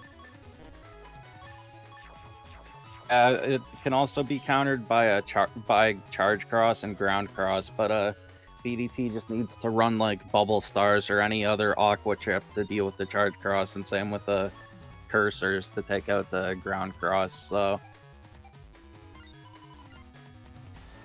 yeah, and I mean, we don't see it used much, but if there's even if you don't have any aqua chips, there's still beast charging. Well, actually, no, you wouldn't. Yeah, you could still beast charge. It would be really difficult to pull off beast charging aqua cross. So charge cross, even though it is a counter, it usually only comes into play when the fouls are overlooked. on Salad, that was very unfortunate because the Salad could have thrown that flash bomb from the back. Field from the front is always unfortunate. Yeah, that flash warp bomb is a step lot harder actually, to use with the warp step. Yeah. Yeah, warp step actually hurting Salad a bit here.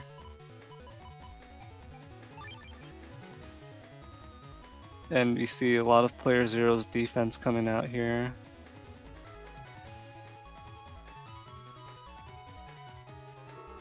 Really, all he has to do is just protect himself while waiting for BDT to come up. Ooh. Oh wow, just clips with the scrapped reborn. That's very unfortunate for Salad there. So the Groundman SP does get taken away, but it wouldn't have managed to break the life aura anyway. And Salad was blinking, so the Groundman SP, stolen Groundman SP, doesn't do any damage. I think Salad was probably looking for a humor proc there, but unfortunately didn't get it. And player 0 had the anti-Navi anyways.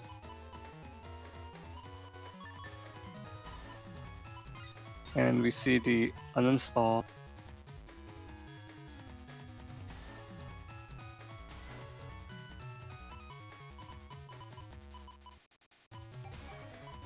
So player 0 just has a bunch of options available right here. He could take back his area with that Judge Man. Question is whether or not he wants to confirm it with the Erase Man first. It is easier to land an Erase Man, generally speaking. Chooses not to use the Erase.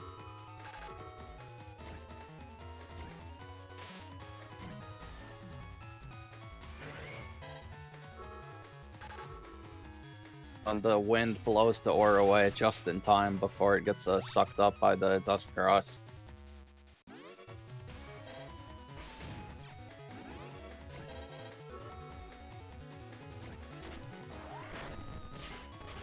So player 0 does manage to get his area back with that Judge Man, and also lands this Ground Man. Gets his anti-damage popped with a charge shot, but here's BDT. Showing up with his slow gauge as well, so... It might be very difficult for Salad to reverse this situation as it unfolds.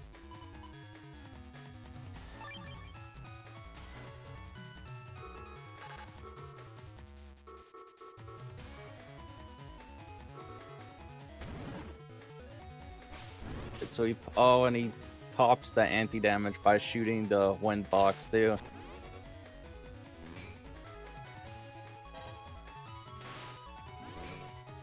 Luckily, Salad still has shield to deal with this.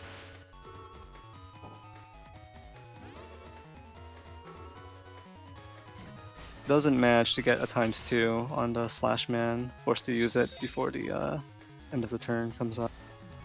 But playerzero has been sitting on this uninstall.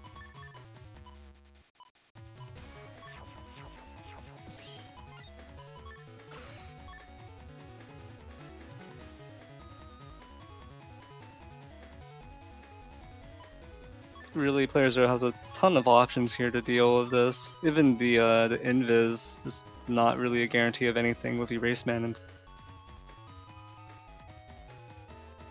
and it being slow gauged, invis will run out anyways.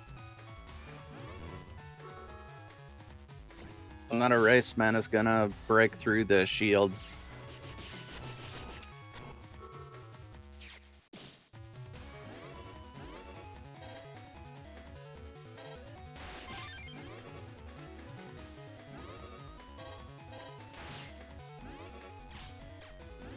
So I don't think Salad has even pulled the Bug Rise Sword yet.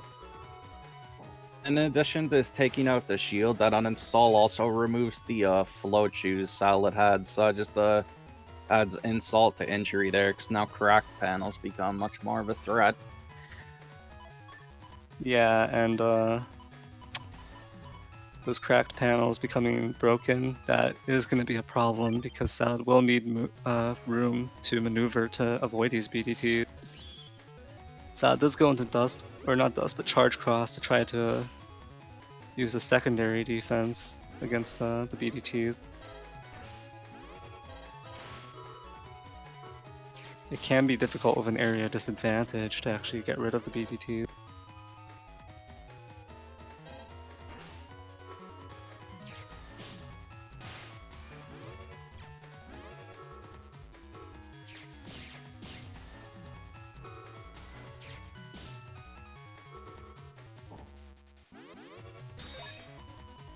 So what BDT does is it turns your charge shot into Dark Thunder, and it consumes bug frag every time you use your charge shot. So normally you would see it. That would be the limitation.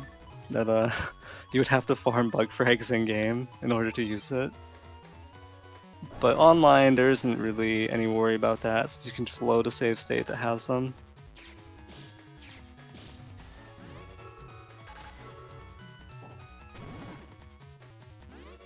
Salad does get the bug sword, but is still back to even area.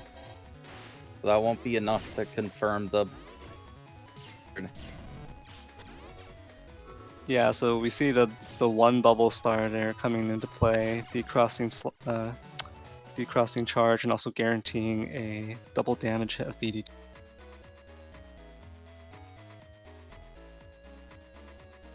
So well played to both players. playerzero did play that out correctly. Waited for all the chips to fall into place there. Managed to pull some early BDTs. And when he didn't get a very early BDT, he still had a very good hand.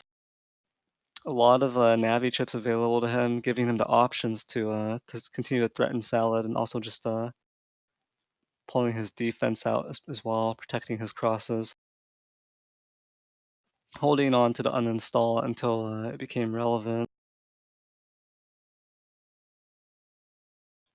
And that was I think that was a tough matchup for Salad, but she played it as well as she could have. I don't think any improvements in her play anyways would have led to a reversal regardless. It's just a tough matchup. Bug Rise Sword Unfortunately, I is think it really just comes down to the luck of how long it takes for the Bug Riser sword to show up. showed Yeah, up pretty late in both of those games. If it showed up a bit earlier, maybe things would have worked out differently. But you just have to deal with that as Gregor not having a way to dig for it. yeah, and I think on top of it, not having uninstall in the folder is kind of rough. Not being able to actually get into a situation, even with a +1 area advantage, it would have been tough. So Bug Rise Sword is generally considered a weaker Giga. Not many Gregars choose to run it. It's just not really consistent. It's hard to get into a situation where you can make full use of it. And because of the nature of Gregar crosses, you aren't going to be able to break life auras and barriers in one hit, or barrier 200s in one hit with Gregar crosses, but it almost does enough. And to be honest, with paired with a wind rack or something, the damage output isn't that much worse than just the Bug Rise swords coming out. So most Gregar players choose not to run it. Typically, the ones who are running it, they're running it to kind of like challenge themselves or try to prove that it's not complete garbage.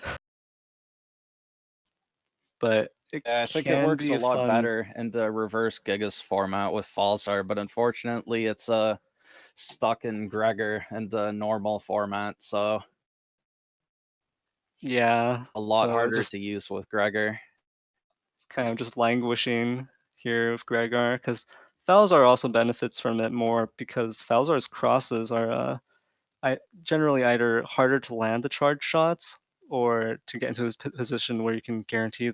And their charge shots also just do less damage. So the Bug Rise sword actually does give in reverse Giga format, it is actually relevant to Falzar.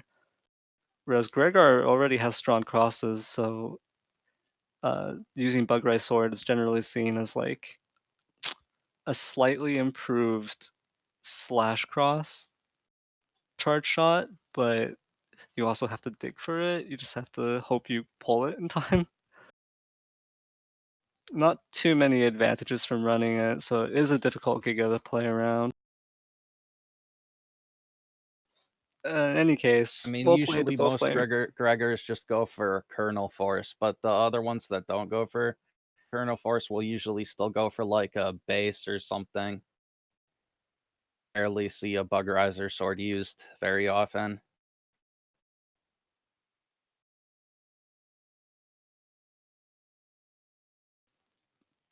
Yeah, I mean, even the Delta Ray Edge is a pretty good choice. Bug Rise Sword is generally just considered the weakest Gregar Giga, It's which is, between Bug Riser sword and a Big Hook. yeah, it's definitely one of those two. At the very least, it's hard to compare it to Bug Death Thunder. All right, well, I think we're ready to step into the setups for the next set, which I believe is Honornite versus Symes.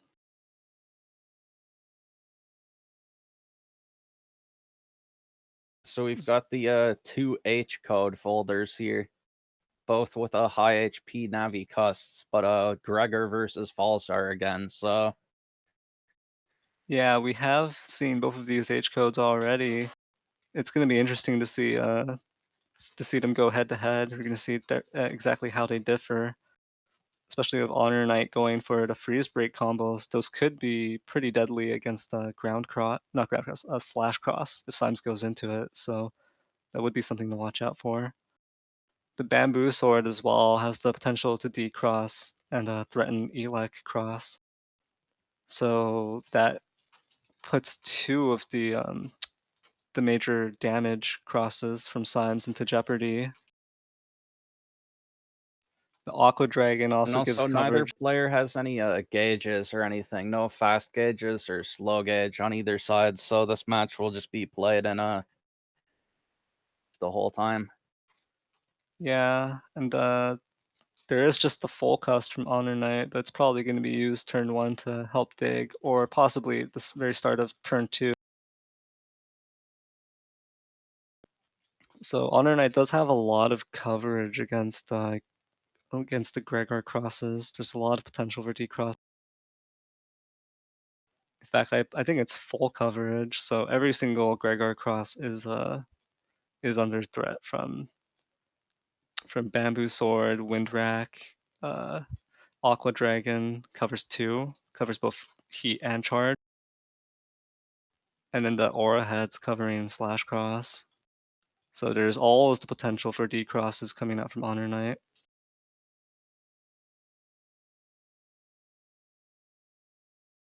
Symes does have a lot of HP though, and those 2 recovery 300s, so we'll see if he can afford to eat some of those decrosses or manage to avoid them, manage to block them with his defense. But with both players having comparable HP, Honornite only having 50 more, it should be pretty interesting to see them duke it out here.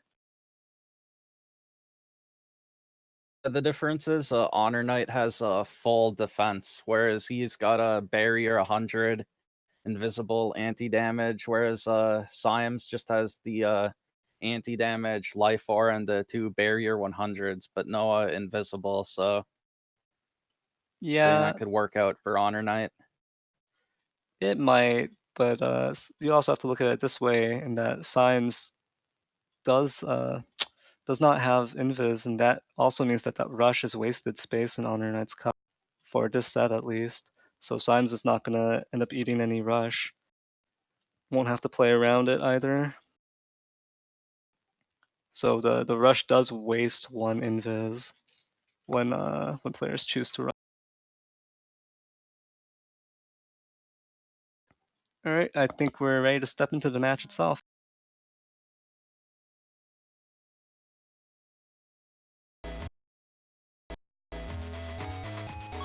Yeah, and I have to say, this is also a pretty long match, so you guys are in for a ride.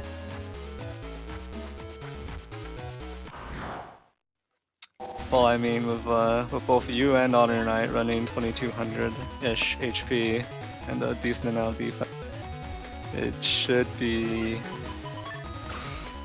I'm not even sure. It's hard to predict what's gonna go on with this match. And also, these permaholes are a real problem, not having any shoes. Yeah, permaholes are definitely one of the most annoying panel types to deal with. The fact that you can just randomly get stuck with a really bad field that you can't change. All the other fields you can kind of play around, but permaholes are just there no matter what. There's no way to get rid of them, so they can be really annoying sometimes. Yeah, this field in particular is really hard to play around for base and non.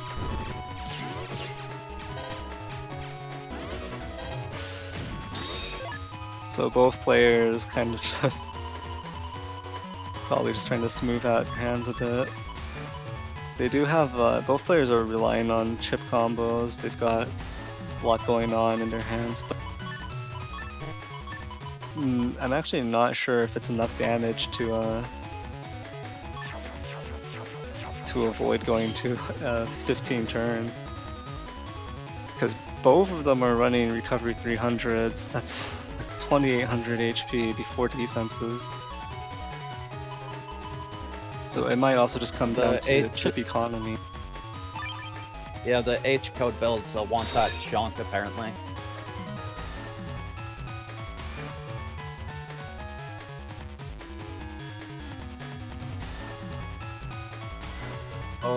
So Symes gets caught using the Windwrack during the custom screen. So that means he can't beast out or cross cancel or anything, or he'll lose the Windwrack against that life aura. So Symes might be stuck in a race cross here. It can be really disadvantageous to be stuck into this kind of animation or chip usage at the end of the turn. Because if you really want to get that Windwrack out, then you have no choice but to eat whatever your opponent's about to throw at you in order to complete the animation. Cross-canceling or beasting would just get rid of the Windwrack. It would just overwrite this animation here and cancel the chip use.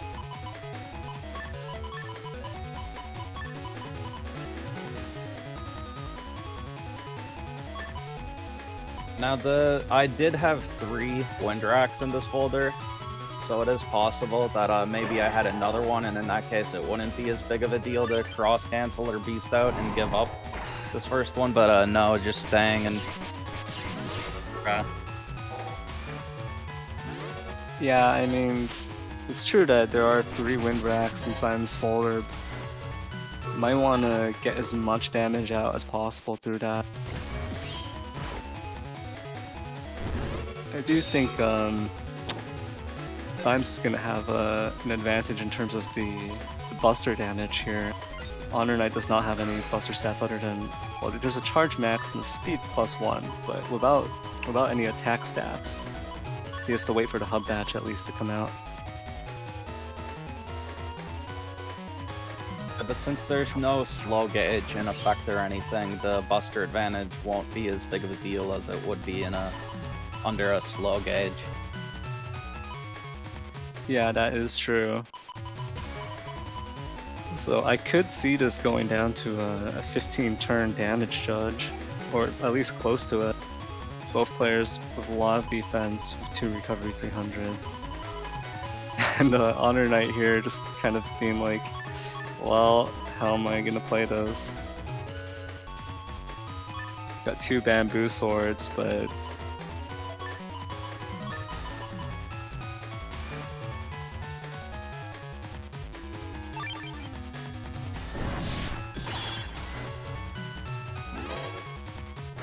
so the first bamboo sword, it does miss. Ooh, but the erased tail also misses. Second erased tail lands, but both bamboo swords missed there, and the flash bomb was blocked by the, like, looks like there's an end of turn wind rack coming out from Symes here. Or was that a wind rack? Could mean something else, I suppose. Hub badge coming out from Honornite. Choosing to also use recovery 300 here. These normal gauge turns do mean it's harder to get a lot of mileage out of the erased tails or any beast charges.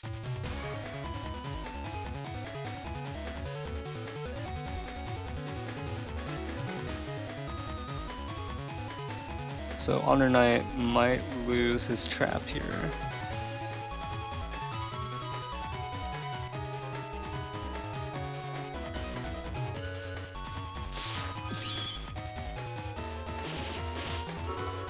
Okay, so there was a cross cancel there into heat.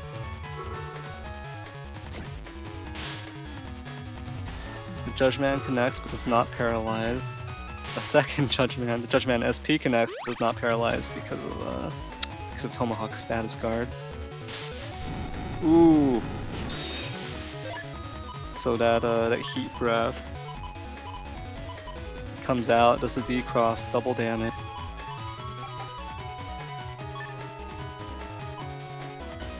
It was at the very end there too, just when Honornite was about to drop out of Tomahawk and Beast.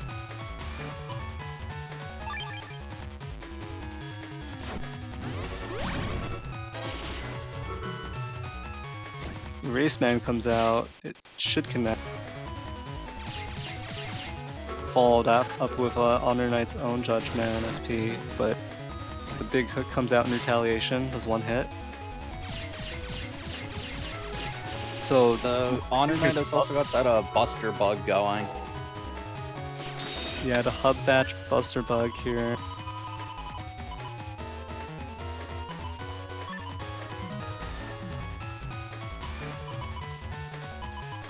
So both players now have their buster stats.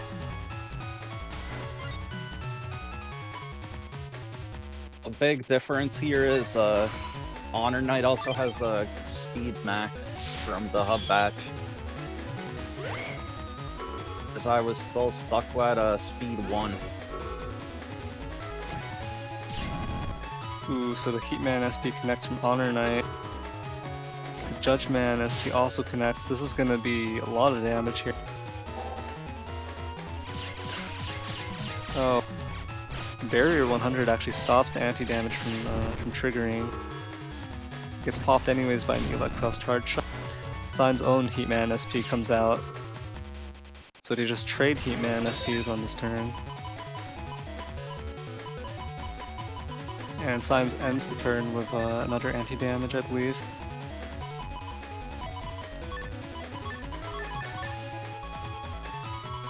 So both players woodling through each other here.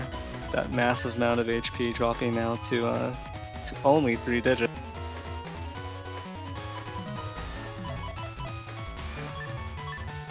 But you have to keep in mind they've both also used the longer heavy hitters. Both Heatman SPs, both Judgeman SPs coming into play already.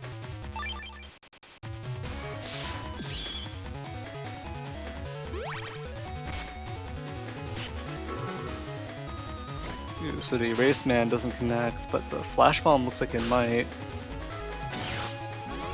Machine Sword is the follow-up.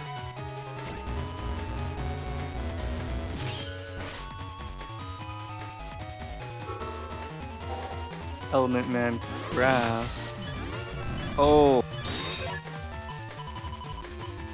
That Elec Cross charge shot manages to get the D-Cross. I think it also broke the barrier. So I think Honornite stepped forward. So the first hit broke the barrier and he stepped forward and actually took a double damage D-Cross from the second hit.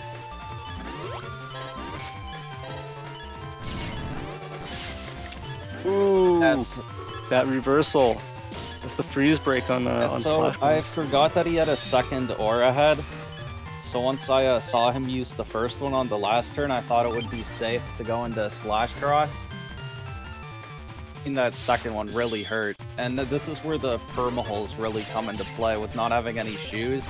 Because all I had left is Charge Cross, and that can't reach over the permaholes. Yeah, this is a rough situation here. If I had just stayed in Electros, he wouldn't really have a way of dealing with it, but being stuck in Charge Cross now is pretty unfortunate. Yeah, I think a huge part of this matchup and the importance of this matchup, it really illustrates the importance of cross management, especially in this type of match, where it can come down to the wire like this. Both players probably at the end of their folders here. Honornite only hanging onto this invis as a time freeze deep. And Symes last used barrier 100, but I'm not sure if he has anything left here. This is a really rough situation. That Buster jam, those clogged Busters are doing a decent amount of damage to Symes, but he doesn't have any way of retaliating. I do think he should just be ending the turn here though.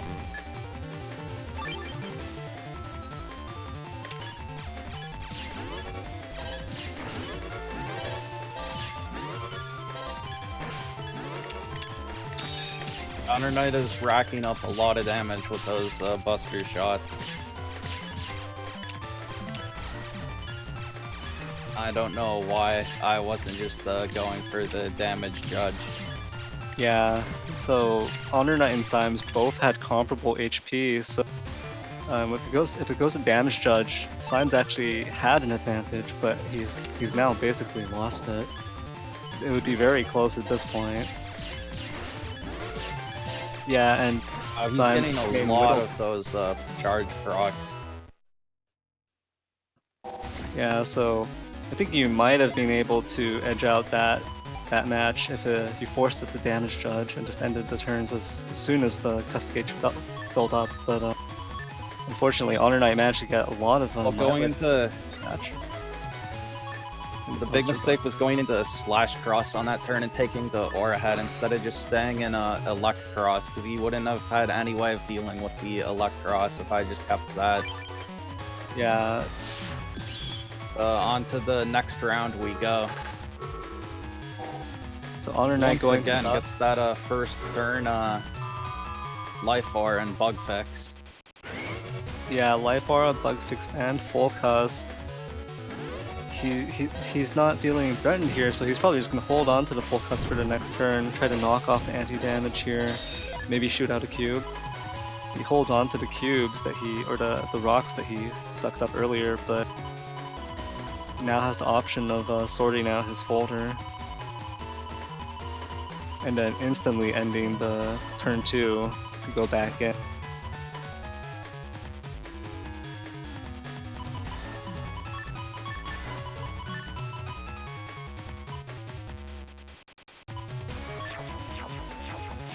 So, based on that first match, this is definitely a match where it's going to come down to cross usage, being able to defend or play around chips coming out.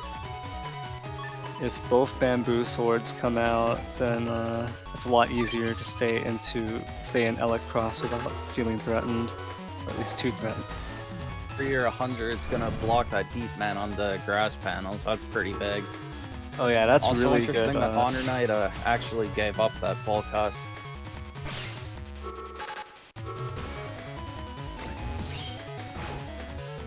Ooh, so that was, even though Symes is at an HP disadvantage now, that was a really good battle. I think it's pretty unfortunate that this was a rock field. He took a ton of extra damage from those rocks. The barrier 100 blocking the Heatman SP, I believe it was on grass as well. That was huge. A massive amount of damage soaked up by the barrier 100, and then using Element Man as well to break the life aura. That was very well played.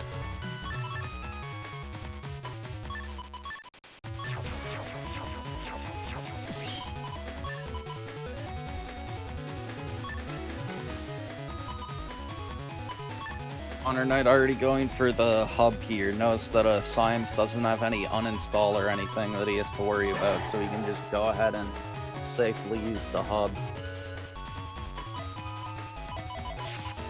Yeah, the open format of the New Moon cycles does enable players to just peek at their opponent's setups.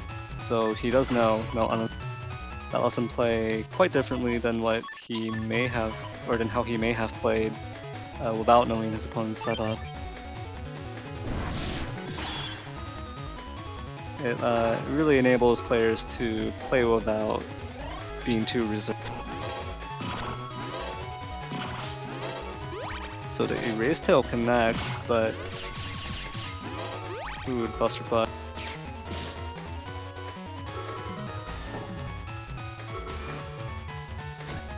Unfortunately, that Judge Man does not connect, otherwise it would have been a B-Cross and double ban.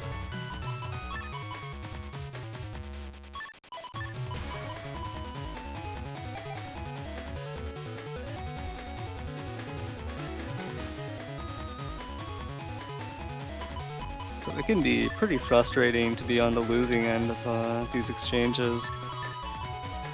The match is far from over. Symes could still come back based on his cross usage here. Honornite just kind of bunkering up with this combination of invis and anti-damage, but both of them fall short against the Erase Tail. Symes manages to sidestep this Judgment SP, or you could just call it a miss if you wanted to, but it does not manage to connect, and then the area return effect is also blocked off by this area grab. Unfortunately, in exchange for that area control, Symes eats a ×2 wind rack thanks to the erase getting decrossed. Unfortunately, Honornite did also have another HP recovery 300 after that, which he didn't have time to get out before the end of the turn. So he does lose out on 300 HP from that. Yeah, we'll see whether or not that that plays into the end of this match here. He is at Losing that recuv could come back to bite him, but we'll see. Right now he's sitting pretty comfortably with almost a 1000 HP lead, so the aura head, or the aura heads to go for with the freeze. oh, this could be bad. Ooh, it's a very nice slash beast charge shot. Or a chip charge, I should say. Another barrier 100 coming. Honornite trying to fish for that buster to get rid of the anti-damage. He does hit at the very end. Flash Beast charge is very fast, so you do have time to get it off of a freeze.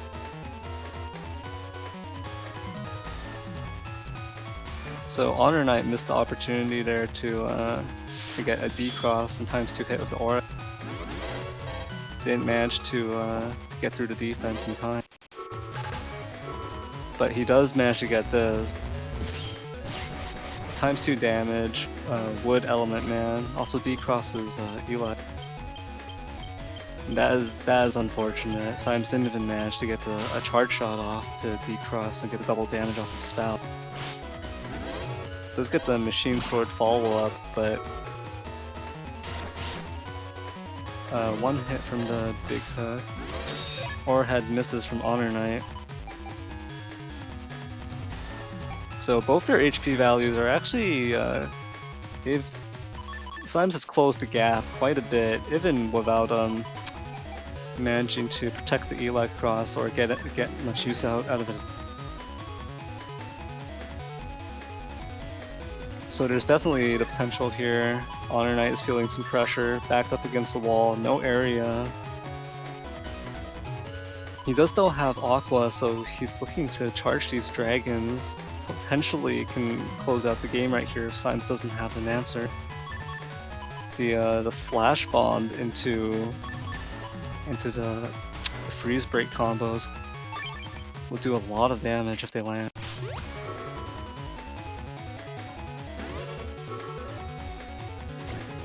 Oh, Symes lands this Heatman SP on grass. It's 520 damage. Ooh! I think that flash bomb, that last flash bomb from Symes flew off the field there. I think it was used at the front. This blind and this resulting ice field is actually not very good for Honornite. He did not manage to land his remaining chips there either, at least it didn't look like it.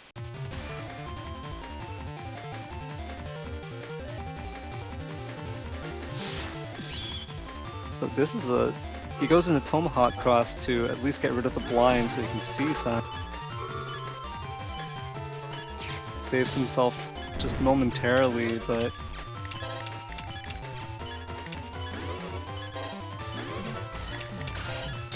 Those Buster bugs are really not working out. yeah. I didn't have any bug fix, and this is a Buster bug level 2, so it might be difficult for Symes to close this out. Really depends on how unlucky he gets. Honornite going into Tengu here to answer the life aura, but we're gonna see who manages to take the win this match. Ooh, Symes going into Beast over. He only needs that 1 damage, so that Beast Buster.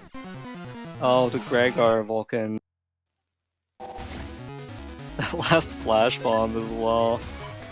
yeah, I wasn't actually sure what the Beast Over would do with that flash bomb. I didn't know if it would just throw it off or if it would actually use it, but that was pretty funny. It just instantly threw it off the screen.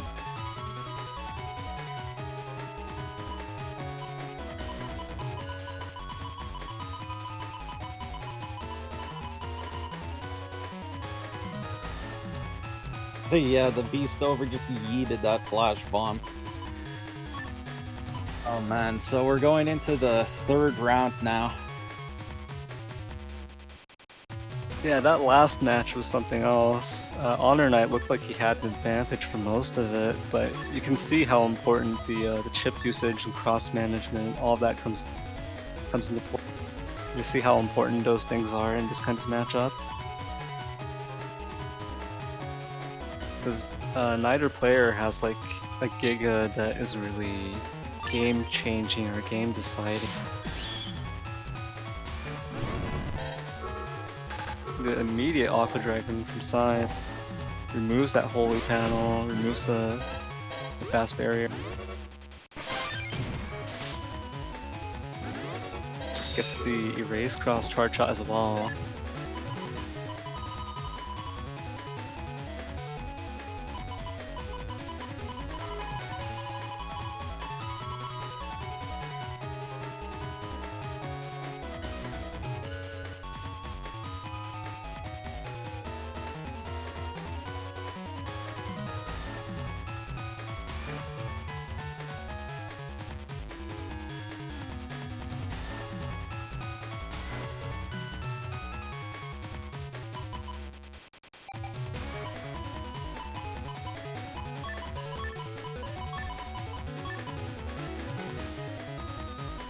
Honornite really thinking about what he wants to do here. Those will make it a lot harder to land the erase man, so he's just throwing that away in the dust shoot. And he gets his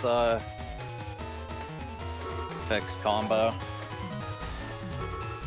Yeah, Life Aura protects his Dust Cross, Bug Fix here, making his Buster that much better. I don't think he's pulled his up batch yet though, has he? Oh, and he takes out the holy panel. Yeah, so the Dust Cross charge shots, they do crack. They do crack the panel if they hit. If it's cracked panel, they break it. Well, Symes with the end of turn Flash Bomb 3 here. If he can follow it up with like a Wind Rack, then it will connect. Although Honornite does have the option of stepping back, sliding into the Flash Bomb to absorb it with his Life Aura.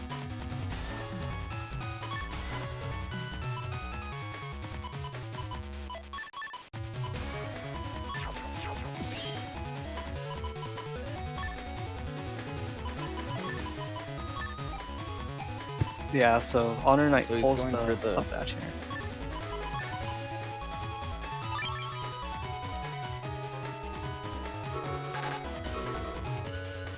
Ooh, loses the Heatman will Life take Aura. out the Life Aura.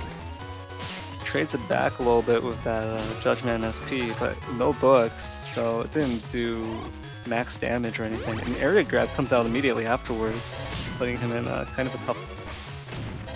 He does have that hub batch, so his attack is maxed out now. He's going to be doing a lot more damage with charge shots. Now has the option of abusing the Buster Clog. That Buster Jam combined with Bug Fix and attack is pretty damaging. We saw its effects at the end of the first match.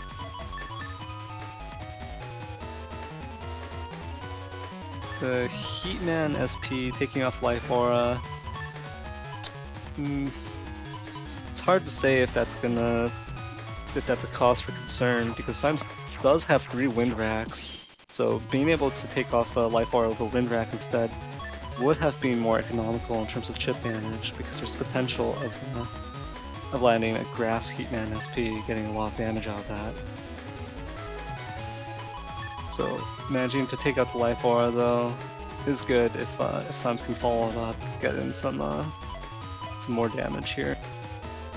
I must not have had any Wind Racks in my hand that turn, because otherwise that obviously would have been preferable to having to burn the Heatman to do it, but still at least got a couple of race charges off after that, so removing the aura was still worked out.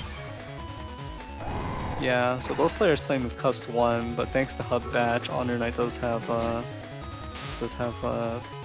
basically Cust 3.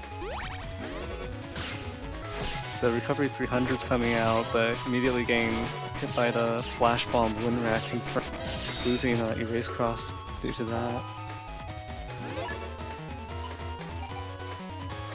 So Symes, on the other hand, is stuck with just Cust 1. So it can be hard to pull the chips that you want at the moment.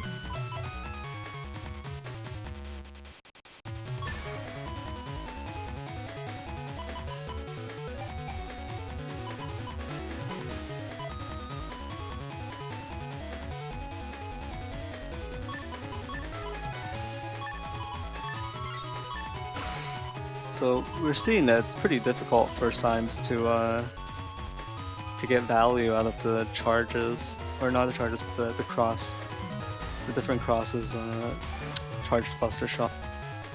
It's just the Honornite setup has so many responses, so many potential ships to use to decross Symes.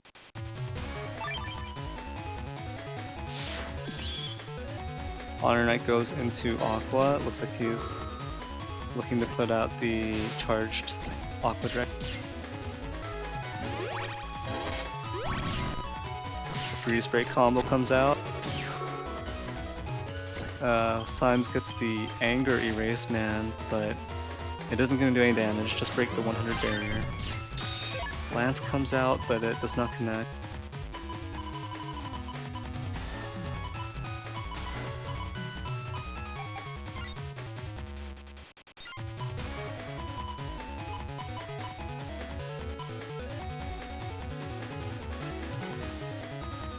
So we're seeing Symes in another tough spot here.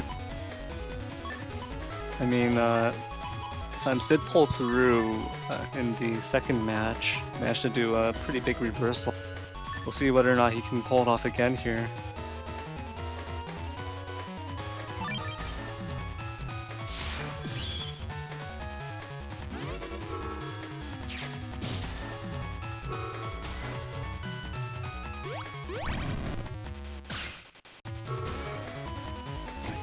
Honornite getting oh, he misses the erase, man, but still paralyzed from the flash bomb, so it doesn't even really matter.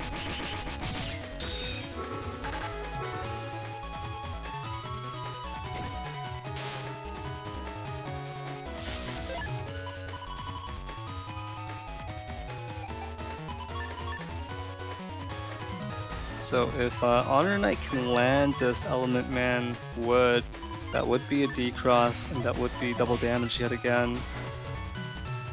And it might put Symes into range of deletion this turn. On the other hand, if he misses it, that would be pretty rough. He does still have bamboo swords, but it's hard to guarantee without using Beast Out. And because he's already used his turns of Beast Out, he would have to go into Beast Over, which is just a death wish at this point. It's a quick way to throw the game.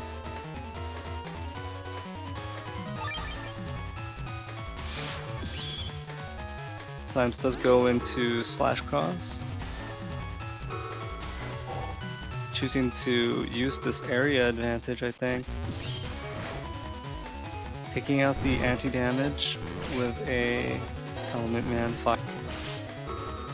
So these shields are coming out, making it a little bit more annoying to land the Slash Cross charge shots, but another column of panels taken by Symes here.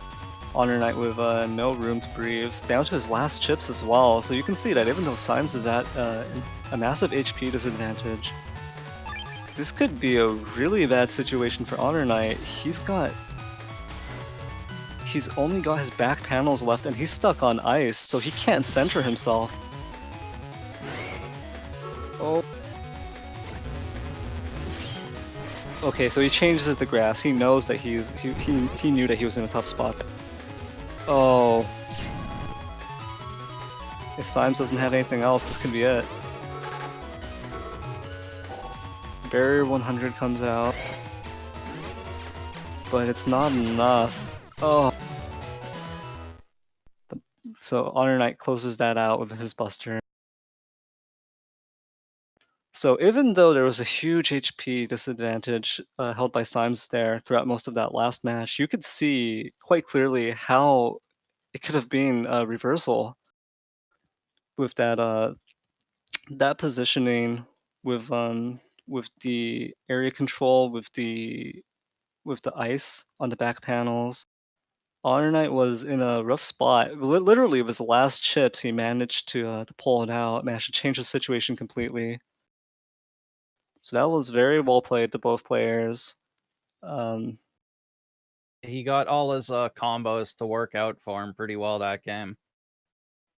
Yeah, I think if you manage to just avoid one more piece of damage, then you might have been able to close that game out for yourself.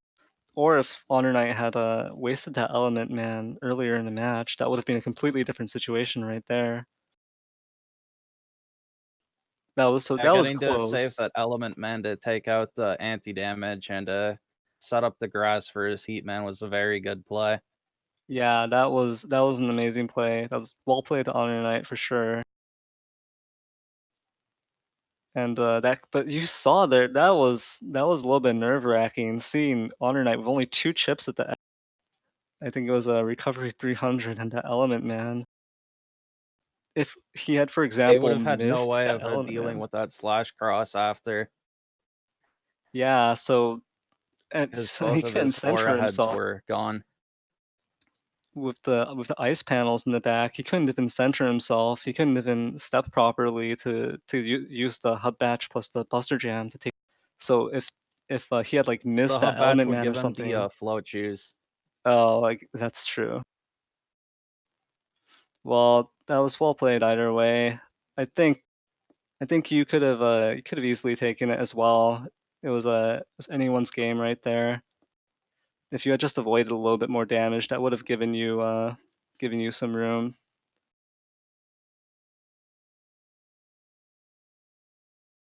But that was But up next, we've got a Salad versus Thiago. I think this is our last set of the day. This is the last one. We've already seen both of these players, Salad with the Humor Bug Riser sword, and Thiago with the Folder Pack Navi Parade with the Blast Man, Erase Man, Ground Man, and Proto Man SPs. Damage output there. So this should be a pretty crazy match.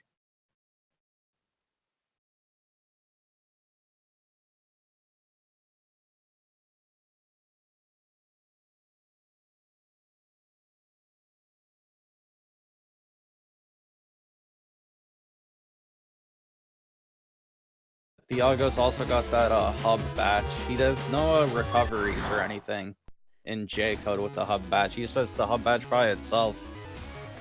Even with all those Navis, he doesn't even have a Judgeman SP batch. Oh, so we're just going right into it though from Salad's end. Salad already has a Groundman SP here, but those cracks in the back column could make it a lot harder to get that Groundman. So all those are taken care of. Yeah, and due to being Gregar, Salad does not have the potential to just to cycle that chip back into the folder using the. So it's going to be interesting to see how this plays out here.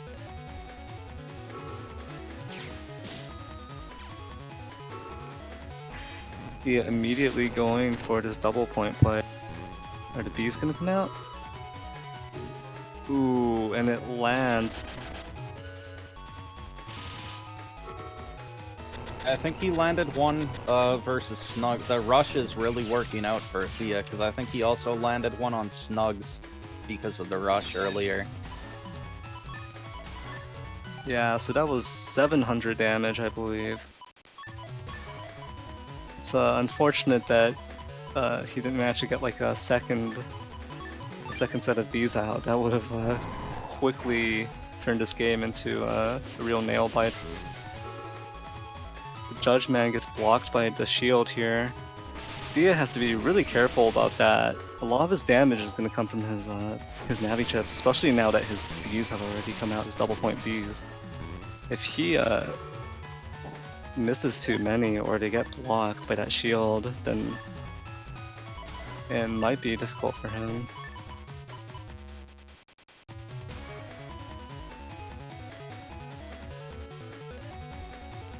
So Salad not getting very lucky here, not getting great hand. Not able to go through the folder that quickly and get to that Bug Rise sword. Element Man Elect coming down here, followed up by Erase Man.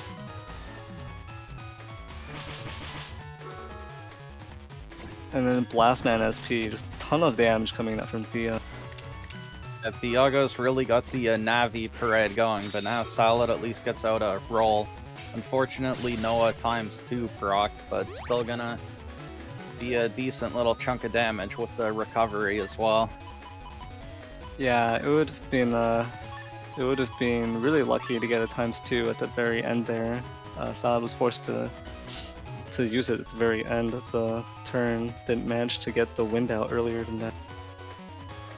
Because with roll, that would have also doubled the amount that it would have healed by.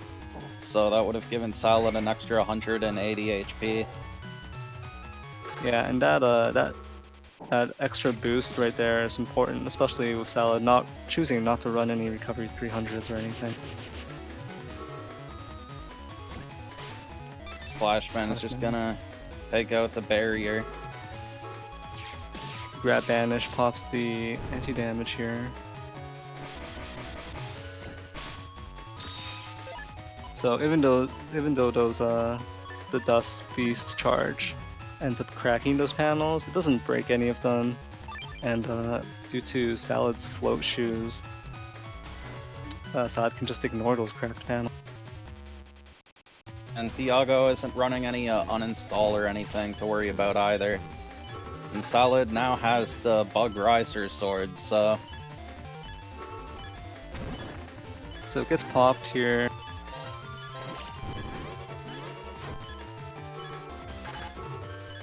And that's a nice play right there, using the Wind Rack to push Thea back so he can't protect his area grab coming right afterwards.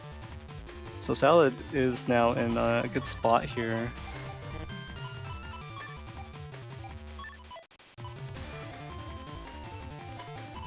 Has Thea used his grab banish yet? I'm not sure. On the first turn, he just used the double point and bees without the banish, so I think he might still have it. Yeah, Salad gets a lot of damage out on this turn and is in a great position here. And gets a times 2 flash bomb as well. That's even more grabs along with a life ore now. Salad is suddenly in a very advantageous situation.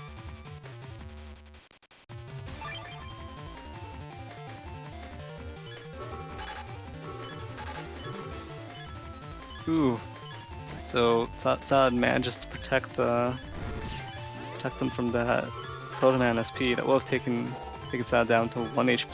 Also manages to protect this area here with the life aura. We'll see if Thea has an answer.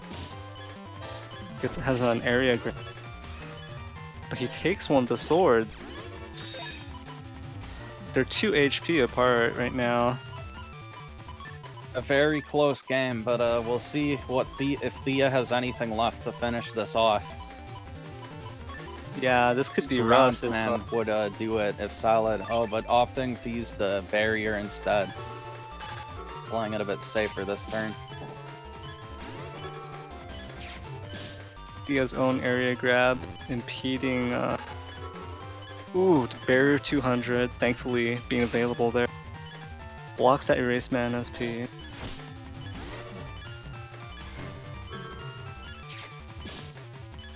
Oh, this one's really going right down to the wire.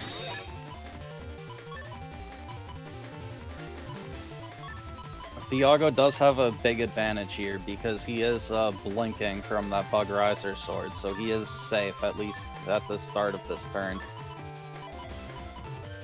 But Salad also has an anti-damage ready to go if Thiago goes for his own ground man or something like that, so this really could go either way right here. He's popping the hub batch. Anti-damage times 2 comes out.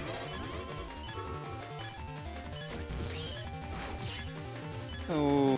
Takes Thea down to just 1 HP. And the ground man SP. Oh, and the ground man is going to close it out.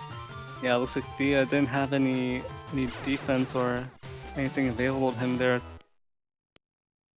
That was a very well played first round by Salad with the Bug Riser sword.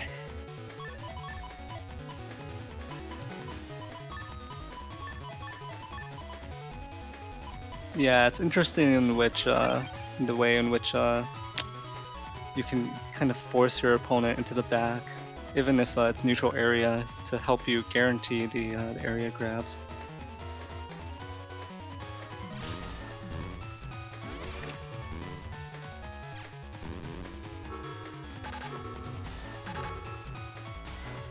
Ooh. So both players throwing their anti-damage up there.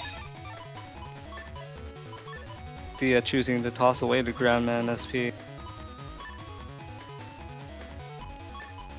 If he'd kept that, that would have at least popped Salad's anti-damage, so I'm not sure, that might have been a bit of a mistake. Yeah, I think it might have been, for sure.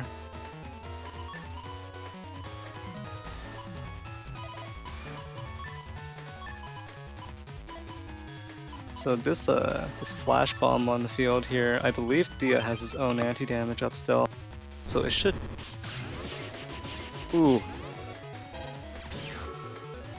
So there's kind of an anti-damage trade there. Flash bomb going off in the machine gun as well. Rush being activated here from Thea.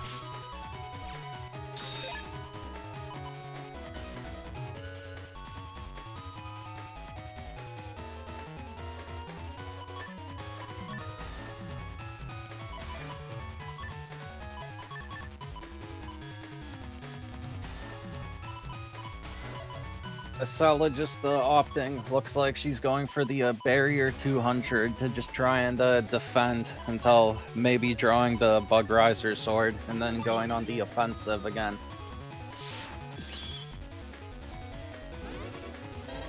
Thea's opting for a Tomahawk Cross, so maybe he has a... Oh yeah, looks like he's going for a Bees play this turn.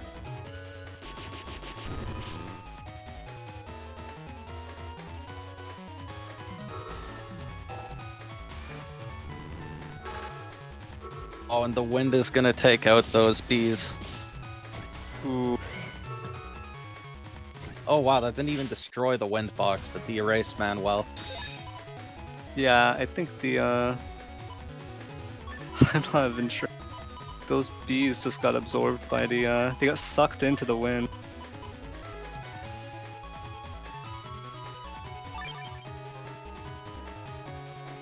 Pretty unfortunate there for Thea. He lost a big chunk of his damage. Did manage to destroy the wind, get revenge for those bees, but doesn't even manage to break the barrier 200 so far.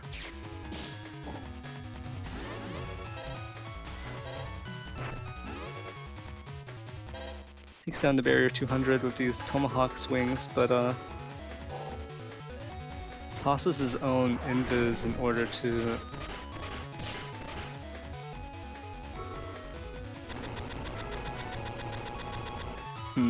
not sure if that was worth it for him. He ended up using both the invis and the barrier 200. The invis just gets tossed there in the time freeze chain.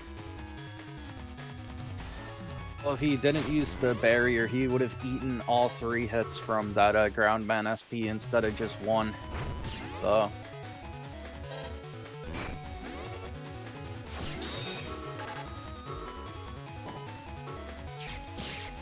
Ooh.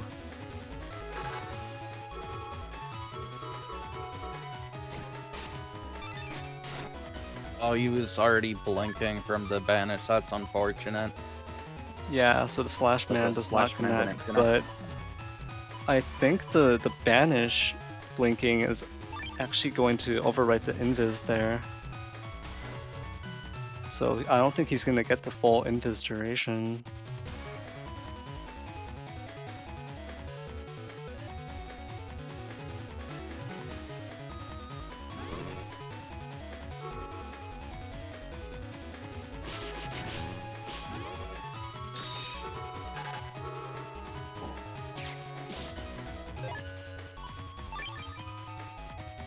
So it ends the turn in anger here. There's potential for this ×2 play. Thea does not The have roll, anti-gravity, I don't think- so I don't think the roll will connect through the anti-damage, but it will at least heal for a... That wasn't roll, it was just erase man. ooh, so the ×2 It will erase actually man take does out that. the trap. But it's followed by this roll. Looks like Saad uses it at the end of turn. Not ×2, but this gives decent healing. And the Bug Rise Sword comes out here, along with quite some interesting chips. So Salad choosing not to pop the Bug Rise Sword on this turn, instead gonna get into a position where she can use it and then pop. So gonna blow Thea back here. Salad does eat the Blast Man SP in exchange. Oh, but Salad doesn't get to use the grab banish. Opts to keep the current chips, keep the grab banish. That was the whole point of this play. So Salad had to make a tough choice there between ordering to grab banish first and not being able to get the machine gun, or firing the machine gun and being in this situation instead, where Judge Man connects from Thea.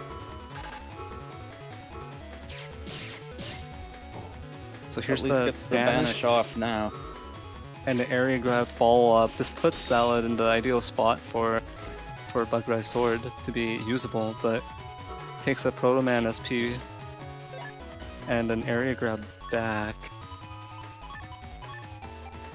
I was still opting for the S-code turn here instead of the Bugrise Sword.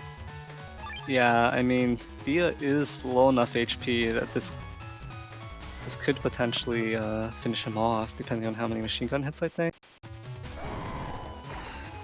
Or maybe not. He's fairly close in any case. The Erase Man SP comes out from Thea. Followed up by 2 Windwrack.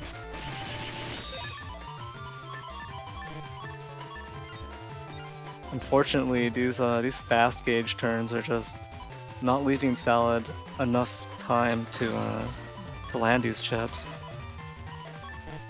And this must feel pretty bad, not being able to use your gig. It's even like just a better option here just to go into Slash Cross. Both players dropping their life aura. You finally draw the Bugriser Sword after all these turns and then don't even get to use it. That's tragic. But well, now at the very has least, the Bugriser Sword with all these area grabs. oh, well, this could go either way though.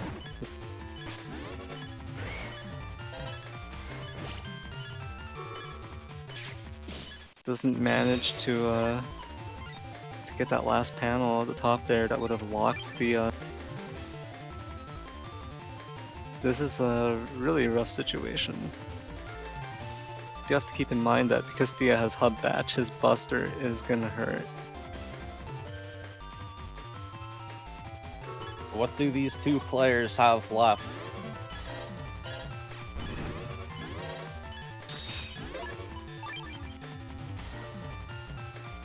This looks like it could be it. Thea, not sure if he has any chips left. Oh, but he loses his final piece of area. Oh no. Salad finally manages to take down the life aura, but takes too many charge shots.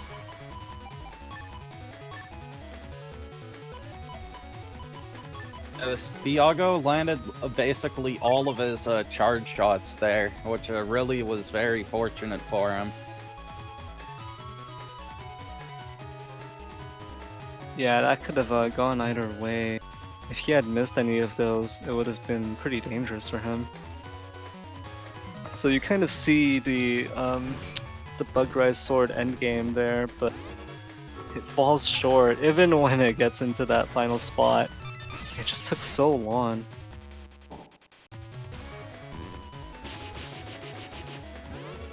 So Slash Man SP connects. But the Proto Man SP also connects in return. Both sword navies coming through here.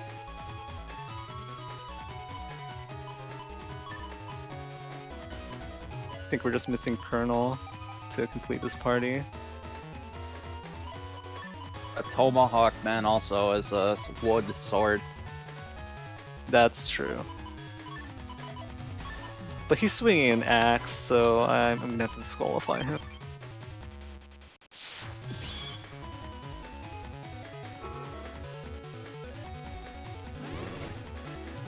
Both players throwing up their defense. Salad's anti-damage does get burned by the machine gun, but Thea doesn't... I'm not sure if this will actually confirm it. Nope. Yeah, so that's another one of the advantages of having the warp step. It actually makes it a lot easier to dodge the B banish, because you can just warp around them.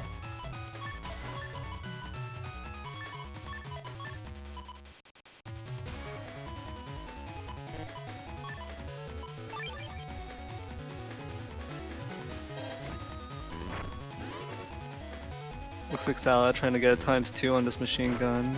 Maybe pretty unlucky this turn, not managing to get it. will she Should attempt be to able use to the squeeze wind out the rack? wind rack. Yes. And the erase man.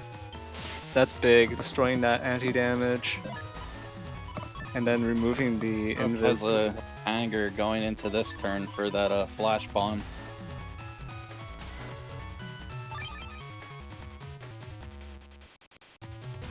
I think not having a good way of decrossing the tomahawk cross is hurting Salad here, because it means she's not getting as much off those flash bombs as she normally would versus any other cross. The tomahawk cross being immune to both the paralysis and the blind effect.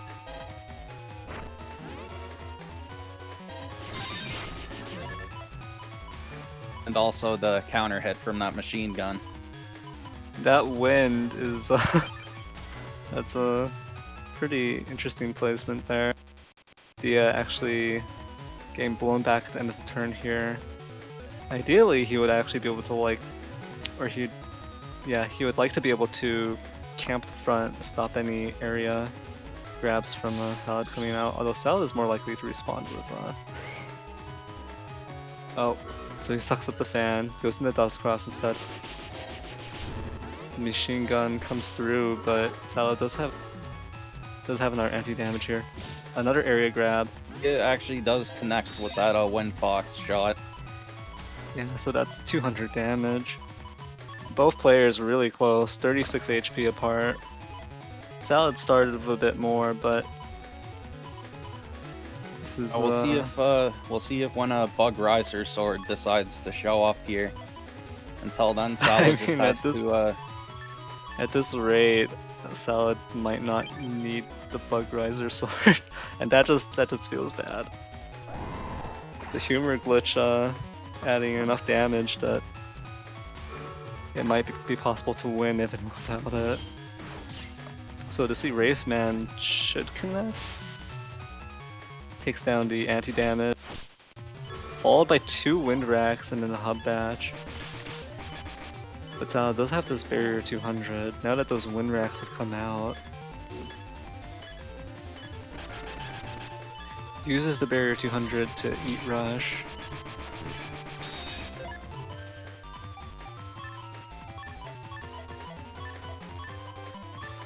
So this is a bit of a rough spot here. A lot of area grabs, but no Bug Rise sword.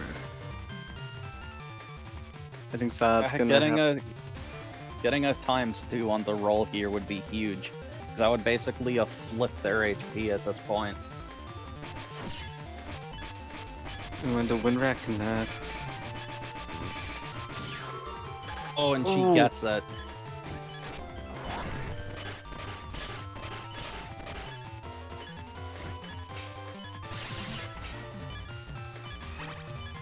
Wow, and that really does just flip it around. If not for the ground man, that would have been even more drastic of an HP difference right there.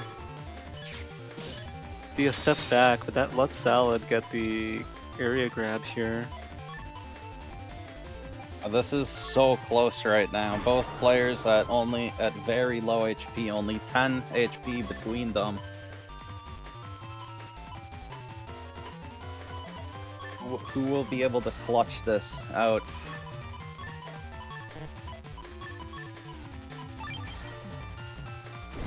So Salad did pop the invis earlier, the rush, so I guess he uses invis for...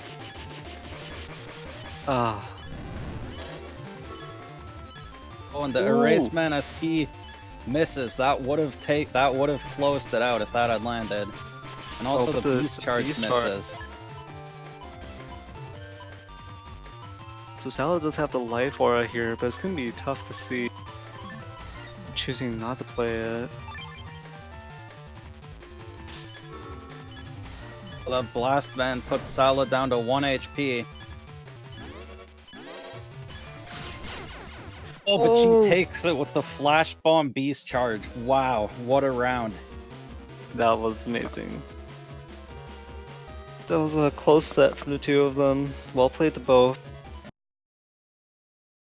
Both of the really interesting setups here. The humor, Bug Rise sword, versus the Navi Parade, as you called it earlier. The 7 Navi chips with a hub batch. That ×2 roll really made a big difference.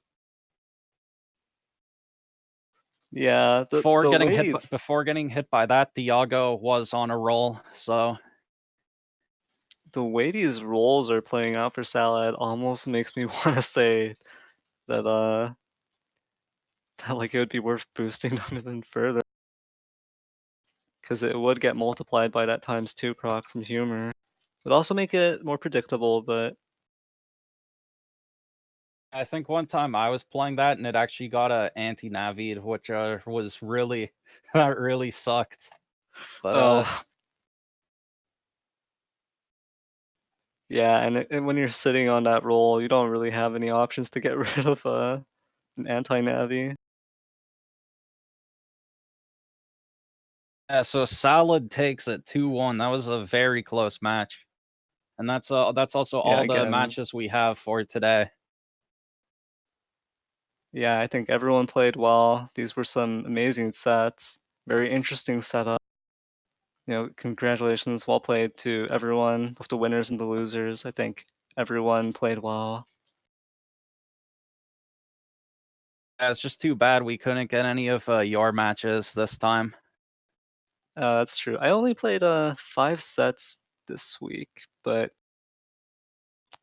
I feel like the sets I played weren't necessarily all that great. I did get some PA usage out, but I think one of my sets was also the recording was corrupted, so I didn't manage to use it, which is unfortunate. Oh, that's always unfortunate when that happens. I think I got some full damage poison pharaohs out this cycle too, so that would have been pretty nice to show on stream. But there's always next week. I think I might end up Yeah, that's polishing true. my current setup again.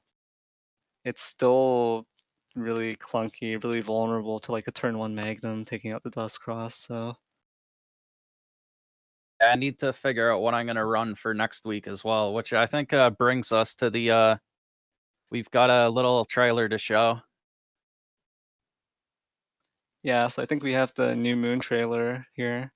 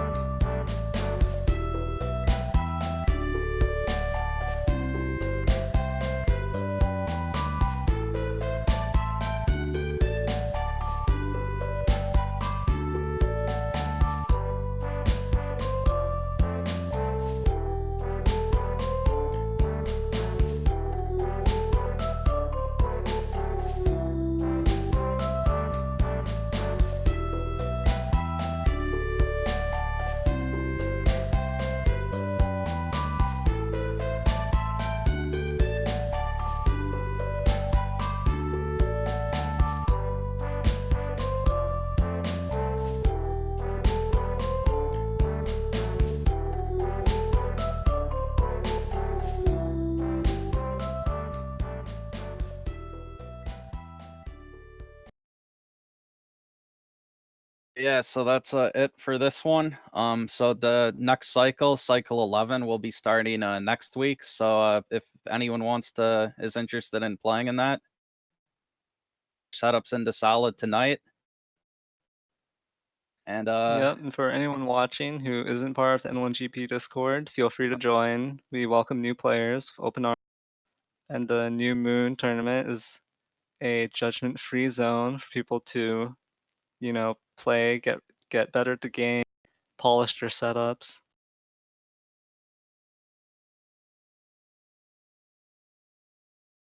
So yeah, the new moon cycle 11 will be starting tomorrow. Setups are due tonight, so if you want to join the tournament, be sure to get them.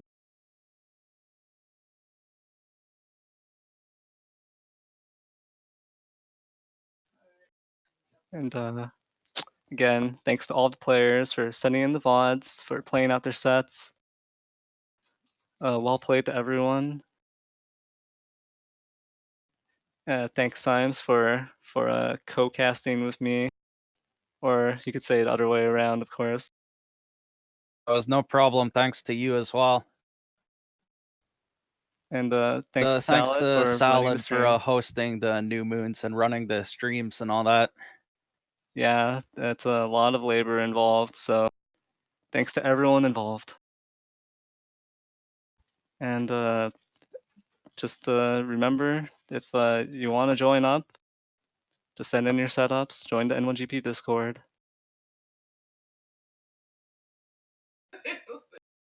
So I guess we'll see you guys next week. Yeah, take care, guys. And thanks for tuning in. Yep, have a nice remaining Sunday. Just take it easy, I guess, and see you next week.